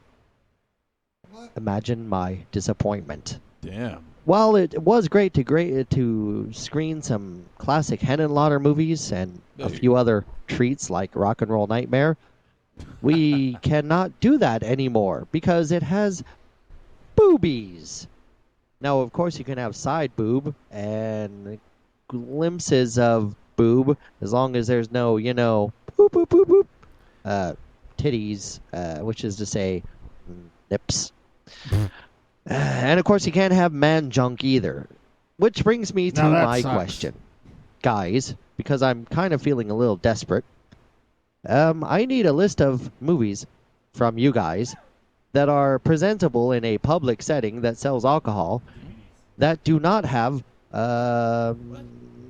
extraneous, over-the-top sex scenes. Anyway, get back to me on this. It's kind of an interesting subject. So we'll see you in a few for the live show, and have a great show. Bye. Here you go, Jethro. Long Gene Silver and A Labor of Love. I'm sure these two will go over well. Yeah, the Siskel and Ebert loved them. Yeah. Yeah. Gave him 2 fists up. Oh. 2 stumps up. 2 stumpy fists up. What about Monster Squad? You can show that. Mars, that is definitely getting into the mic. I could care less. I care. Thank you. What about Monster Squad? Put the fucking fan down. You've gotten this far. Put the mic on the other side and talk through it like Darth Vader. Oh, Scorpio. No, actually, no. You'll cut your beard off. Monster Squad? How about that one? Oh, gotta watch out for the posters, man. Predator has no boobies in it? Yeah, the posters are gonna fall down, bud. I don't care. Put it on the floor. I care. Yeah, there is like Jesus expensive Christ. posters. Yeah, well, just have your freaking girlfriend come in again and make him take it down like she did on Saturday. Oh, he shut him off. Fucking dick. What about this poster? What about this one? Huh? I didn't do anything. I don't have control of your fucking fan. No, I'm saying, what about this fan blowing? It's not blowing into the mic. You had it like inches from the mic. I don't care about any of you, though. I do. Yeah, but I don't. So I'll turn your mic off. Yeah. It's no kind of threat. What are you going to do next? Have me not be on camera? Yeah. Yeah, I'll tell you. This is the best. All right, let's hear. This is another one from Nick. Hey, Trick or Treat Radio, Nick here. I'm calling in just to give... I guess a little shit to Dynamo. I'm listening to the Film for Thought X-Men retrospectives, and the whole time, besides X-Men's Origins, they're saying, like, and maybe X2, they're saying these films are so much classier and such a better comic book movie than those goofy, stupid Marvel movies. And like, I guess they did them right after they saw Captain America: Civil War, which I love Civil War a lot. I thought that was a lot of fun. Didn't make any sense, but it was a lot of fun. But the funny thing is, I'm going back trying to watch these X-Men movies, and I can't even get through the first one. It's so bad. But it's just funny. It's funny how different podcasts view films differently, and plus is just to bust Dynamo's balls, but he doesn't give a shit anyway. He hates the movies. So, thanks, guys. Bye. Those X-Men movies fucking suck. They're not classy. They're boring. Raven Shadow? Oh, eating pizza. Typical fucking Italian. Hey, oh, forget about me. We have. Don't worry. Hey. Fucking heat madness. I think X2 probably would definitely be on a top 10 like comic book movie list. But for the most part, I think they're entertaining messes. I don't know what the hell's going on, but they're fine. But, I wouldn't put them on like a pedestal. I think that if you are not a comic fan, like you're looking for like this other thing, and I think the mess. I think for the Film for Thought guys and a lot of people, the mess of those X-Men movies, they take as like a subtext, like that isn't really there, because what it really is just bad, vague filmmaking when they're trying to take 22 years of continuity and like crush it into like a 90-minute ball. And I also think that those movies are boring. Boring, get me snoring. All right, we have. I'm gonna go back into the depths here from Nicholas. This is going to be one of our last ones, but I'm only doing this because it was brought up earlier by Wooberman. So this is Nick's review of The Witch, which is a long time coming. Hey guys, it's Nick. I don't know if my Witch review got done or cut off or not, so if I have to, I apologize. So here I go. So just watch The Witch, and this is away from all the hype and everything. I didn't get to see it in theaters. I just had so much I wanted to see, and just never got to it, and I kind of was like, I still don't know.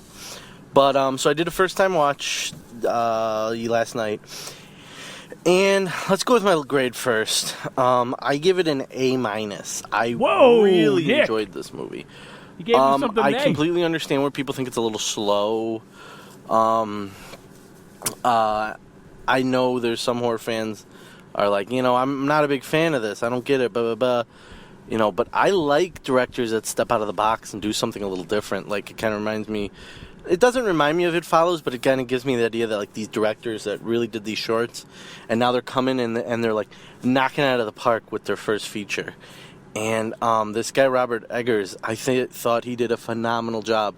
The pacing's, I get people say it's slow, so I guess the pacing's not perfect, but I thought it was just keep building, like that fear just kept building and building and building, and I loved it. Like there were some parts where I was just like, I wonder like if this witch story is like, maybe it's, that you see the crop, so maybe it's like, this is just making them hallucinate, so they think, especially with the boy when he got all sick and he was just like, night sweats and all that. So I thought maybe it was that, but then the black goat really got me to like, well, with satanic kind of stuff, the black goat is supposed to be Satan, you know what I mean? Like an incarnation of him.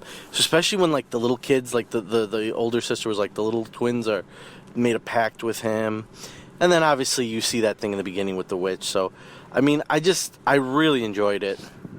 I thought that ending was phenomenal. I was liking it. Like I was kind of at a B+ rating.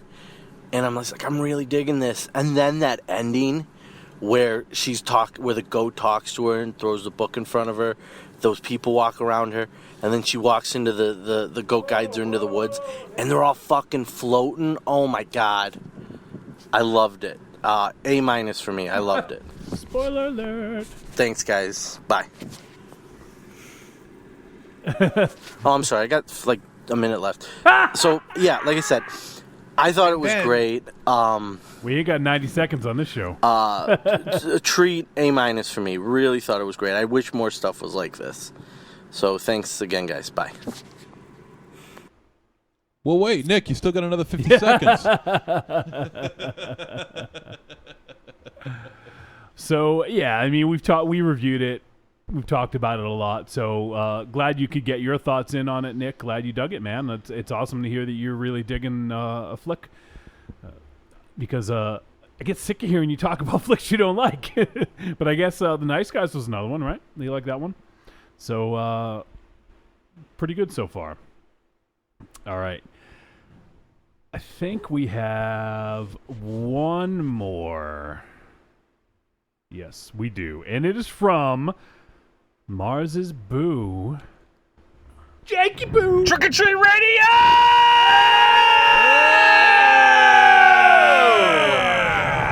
Yeah, boy. Woo woo. It's Jacob Boo. Woo. Sending you some feedback. Woo woo. Like a do. On this balmy, awful, awful midsummer day filled with humidity and heat and just an overall personal discomfort. But such as it is, I super excited for tonight's episode. If anything, just because it's a new episode, and that gets me super excited. I believe, if I'm not wrong, someone tried to adapt Dead Rising before, and if I recall correctly, it was mega super poopy poop. This newer one it appears better from what little I've seen, so I'm definitely anxious to see what you guys think of it, because I like that franchise. I think it is super fun, and I think it works really well if you try to, extract certain signature elements from the game. You can very easily put that into a movie. It ain't that difficult. So I'm curious if this group of creators that decided to make this movie screw the pooch. Because it's a video game adaptation, and those things happen, ladies and gentlemen. So, looking forward to what you guys have to say about that.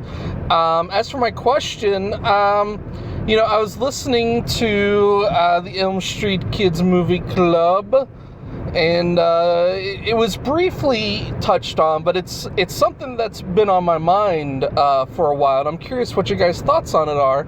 And that is the question about, if you are a director or a writer making a genre film, it can, more often than not, it's horror, but it can be anything, really. But if you're making a genre film that is based on a true story, how much responsibility do you have to reality? And what I mean to that point is, I'll use an example. I'll use two examples. Yeah. There's a Korean movie that I can't recall off the top of my head, but it was based on a true story. It was about a serial killer that was never caught. It was just a mystery, and it was honestly a pretty shitty movie. It was really broad and not very intelligent. And the thing that really stuck out about it with me is that the movie had a very, very clear idea of who the killer was. They said, it is this killer, this person did it, we know they did it, but, at the end of the movie, there's they're not able to bring up enough evidence or whatever. And this character that was supposedly the killer, was like mustache twirling, super villainy, they wanted to make him like a sort of Hannibal Lecter or whatever. And by all accounts, they didn't really have a chief suspect, and so this movie took a true story, kind of ran with it, and created a reality or an ending that was, I don't know, it struck me as poor taste, and I'm curious if that's justified or not. Relating it to a more modern film, a film more people have probably seen, that being The Conjuring 2, it's about a haunting that in the scientific community or the rational thinking community, however you want to put it, is debunked. There was footage of this person that was supposedly afflicted, like trashing their kitchen, and that was like the smoking gun. And in this movie, spoiler alert, the ghosts are real, or the demon is real, or whatever, and they really kind of play off of that, and we're talking about someone that, for all intents and purposes, could very well be a mentally damaged and distraught person. That person could still be alive. I didn't bother to check. And I guess the question is that irresponsible? Or if it's not, why? Does a certain amount of time have to pass by? Or do you have to change enough about it to make it on its own? Do you have to exaggerate it? Or is the best thing to do to just not address the story, mask it a little more, just pull very broad elements from a real story and spin it off into its own thing? Is that the most responsible thing to do? Or is it just simply, it's fiction, it's presented as fiction, everyone knows it's fiction, why should a director or a writer be beholden to anyone other than themselves, other than their own creative impulses and decisions? Because normally when it comes down to a lot of questions about, poor taste or, what's right or wrong, typically I always err on the side of, hey, these are creators, these are artists, let them do what they do. It's not really your place to chastise them. You can criticize it, you can not think it's good, but to say that it's irresponsible or blah blah blah, I think it's a bit off base. But I still return back to these nagging thoughts of, if you're a creator focusing on a real life situation, do you have a responsibility to the people that were affected in any way, shape, or form, whether it be accurately representing them or, manifesting a reality that wasn't true or giving them an ending they never got, whether good or bad? I don't know. It's kind of a tough question. If you don't feel like answering it, just say something nice about Michael Ravenshadow. There you go. Those are your two options. Love you guys. Can't wait to listen to the new episode. Mwah, mwah, mwah. I'll answer the question. All right, go for it.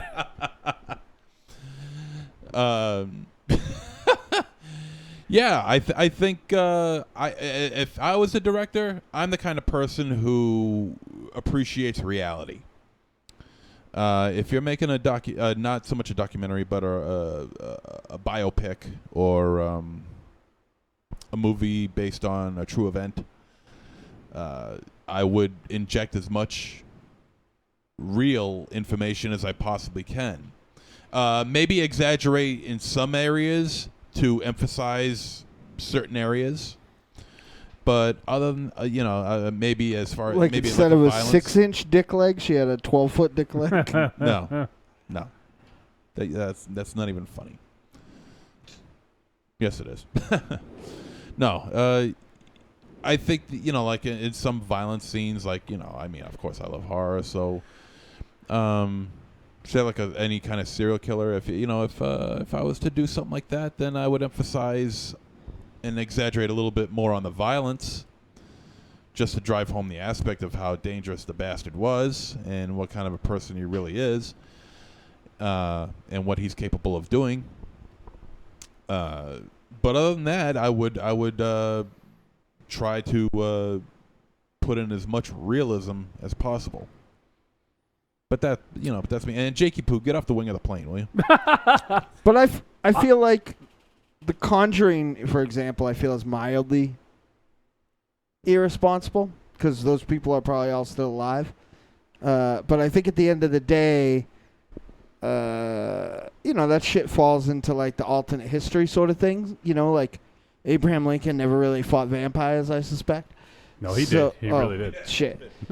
So what happens is, in The Conjuring, they tell the story as it is supposedly scientifically, the debunking happens in the film. Debunky the litter box.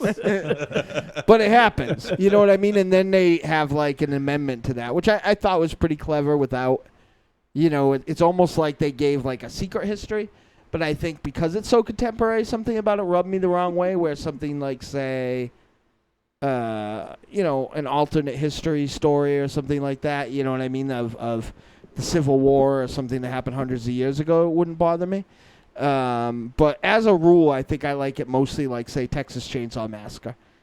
When you take a whole bunch of stuff and, inspired by true events. But none of that really happened, and it was just kind of homogenization of a bunch of stuff. Just like I Spit on Your Grave. That's basically the same aspect. In the chat room, Los Atlanta says, Mars, we talked about this. Lorena's alive, Ed is not. No, but I mean, those kids are probably still fucking alive, right? Like, you guys do. This is a good segue, though. You guys do talk about this on the latest episode of the Elm Street Kids. Yeah, we do. So it's go check that out. And you can dropped this morning. Yeah, dropped today. So go check that out, and you can listen to more about Mars and Wiley talking about it. Yeah, it's an element we only kind of touched upon. Like, I know that Crazy Lorraine is still alive, but I bet you that that little stuttery kid was probably is only in his 30s now. So, and I'm gonna choose to say something nice about Raven Shadow. Yes. Raven Shadow. Yes. You're very hairy. Yes, I am. Yep. You're welcome. Chewbacca. And you are smooth like a baby's. That type of hair that you have is weird, though. Yeah, you two are like polar opposites here. Yeah. We have baby bottom over here, and then we got Sasquatch. Yeah. messing with Sasquatch. Although I'm definitely more on Team Raven Shadow. I get to say Sasquatch, come out and play. Sasquatch, I want to see it today. Sasquatch, big old feet. Sasquatch, 20 pounds of hanging meat. Yes. Oh man, I fucking love that song. And in the chat room, Amy Vampy says, "I think the Warrens are totally legit." Okay, well, don't listen to the Elm Street Kids because you'll hate me. In my circles, they are looked at as not legit. They are looked at as, and even if some of the stuff that they did stumble upon was legit, there are elements of the Amityville case, especially, the lesser but more original thing that I think is legitimate. I feel like they handle in a very, they would have a sci-fi show if they existed in 2016. So. Oh yeah. Yeah. One thing that just came across on Twitter here is looks like Deathgasm is now available on Shudder. Oh yeah. Which was definitely one of our favorite flicks of last year. Yeah. I got that Blu-ray for Christmas. I haven't even watched it. Oh, yet. nice. Yeah.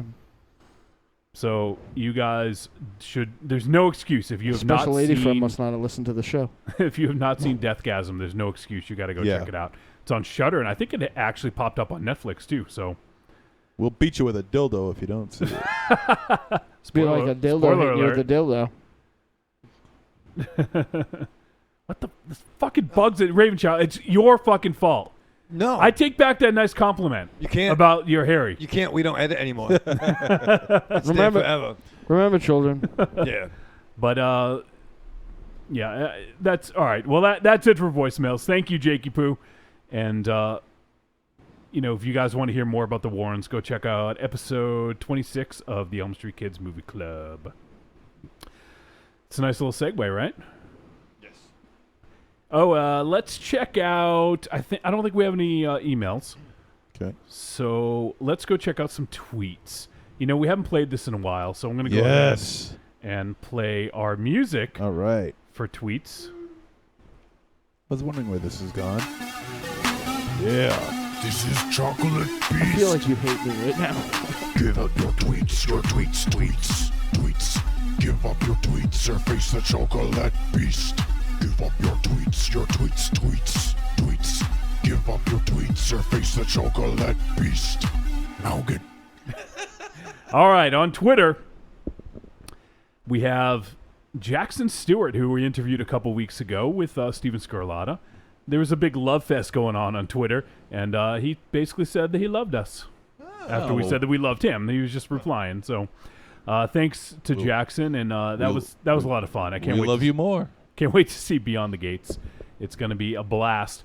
But we also heard from our boy Mark Sheets at Punch Farm. No, hey now. Who is part of the Punch Farm podcast. You can find, at basically any of the aggregators. I think they're on iTunes and Stitcher. Not sure if they're on Google Play, but who really listens to us on Google Play? No one, right? I really love that show, though. What, Punch Farm? Yep. Yeah, it's a lot of fun. It's a good show. I loved hanging out with Alicia and Mark. So cool. Hopefully we'll get to hang out with everyone on the show eventually. That'd be awesome. Rock and Chuck, Mark, if Yeah. you guys have some more time coming up, some vacation time. I'm in the middle of composing feedback for from their last episode on their review of 10 Cloverfield Lane. That's not a moth. That's a horsefly. Shoot fly, don't bother me. We're gonna get bit. You're gonna get bit. Yeah. Get it. Kill it. Do whatever you gotta do. All right, Mark says, you're making a doc at Rocket Shock? Does this mean I have to drive to fucking Mass again? Damn you, Trick or Treat Radio. I guess. I mean, we'd love to have you there, man, but, I'm not twisting your arm. And also, our boy... twisting your baloney gumdrops. No. I'm sure he doesn't have baloney gumdrops. Yeah, he's a fucking human, that's why. Yeah, exactly. Patsy says, I listened to those guys today. Quality show. Yeah, they're fucking best. Fun times. And Tim from Australia, he says, looking forward to seeing Tickled at MIF, also animation shorts program. So Nice. Looks like Tim is going to be attending the Melbourne International Film Festival, which is coming up for him in a few weeks here. So he's going to check out Tickled, which our buddy Josh had talked about last week. So very cool. Thanks for tuning in. Let us know what you think of that. I'm going to Tim, go when you beyond check Punch it out. Farm from now on. All right. Talk about tacos, not get eaten by this giant bug. And their show is less than under an hour. You'll like love that. It's like my rock and roll fantasy. All right. So I'd be eating tacos by now. I think that is... did we finish before 12:30? Fucking trying, man. We better now. Oh, well, maybe I'll keep us going. We can keep going, guys. Come on, Nick. I'm sure we get some more voicemails from Nick. All right, MZ, why don't you go ahead and... did anyone have any stories? I forget. I thought someone had a story. No. Raven Shadow? No. Did you? Dude no? got bit by a rat. What else could he have happened? Well, that was the one. Okay, He's yeah. got the proportionate strength of a radioactive rat. Rat man. Rat man. He's Danger Mouse. All right, remember, children. Rat man. All right. All right, come on, let's go. Get the fuck out of here. Arrivederci, douchebags. All right, Mars Man. Remember, rat children, wherever you go, there you are. All right, everyone. Thank you for tuning in to episode 206 of Trick or Treat Radio. We appreciate everyone in the chat room hanging out, watching live, and everyone checking out the podcast on Friday. Next week, we are going to have Professor J in studio, our good friend visiting from North Carolina, and we're going to review the fucking movie Green Room. So come back and join us next week, all right? See you then.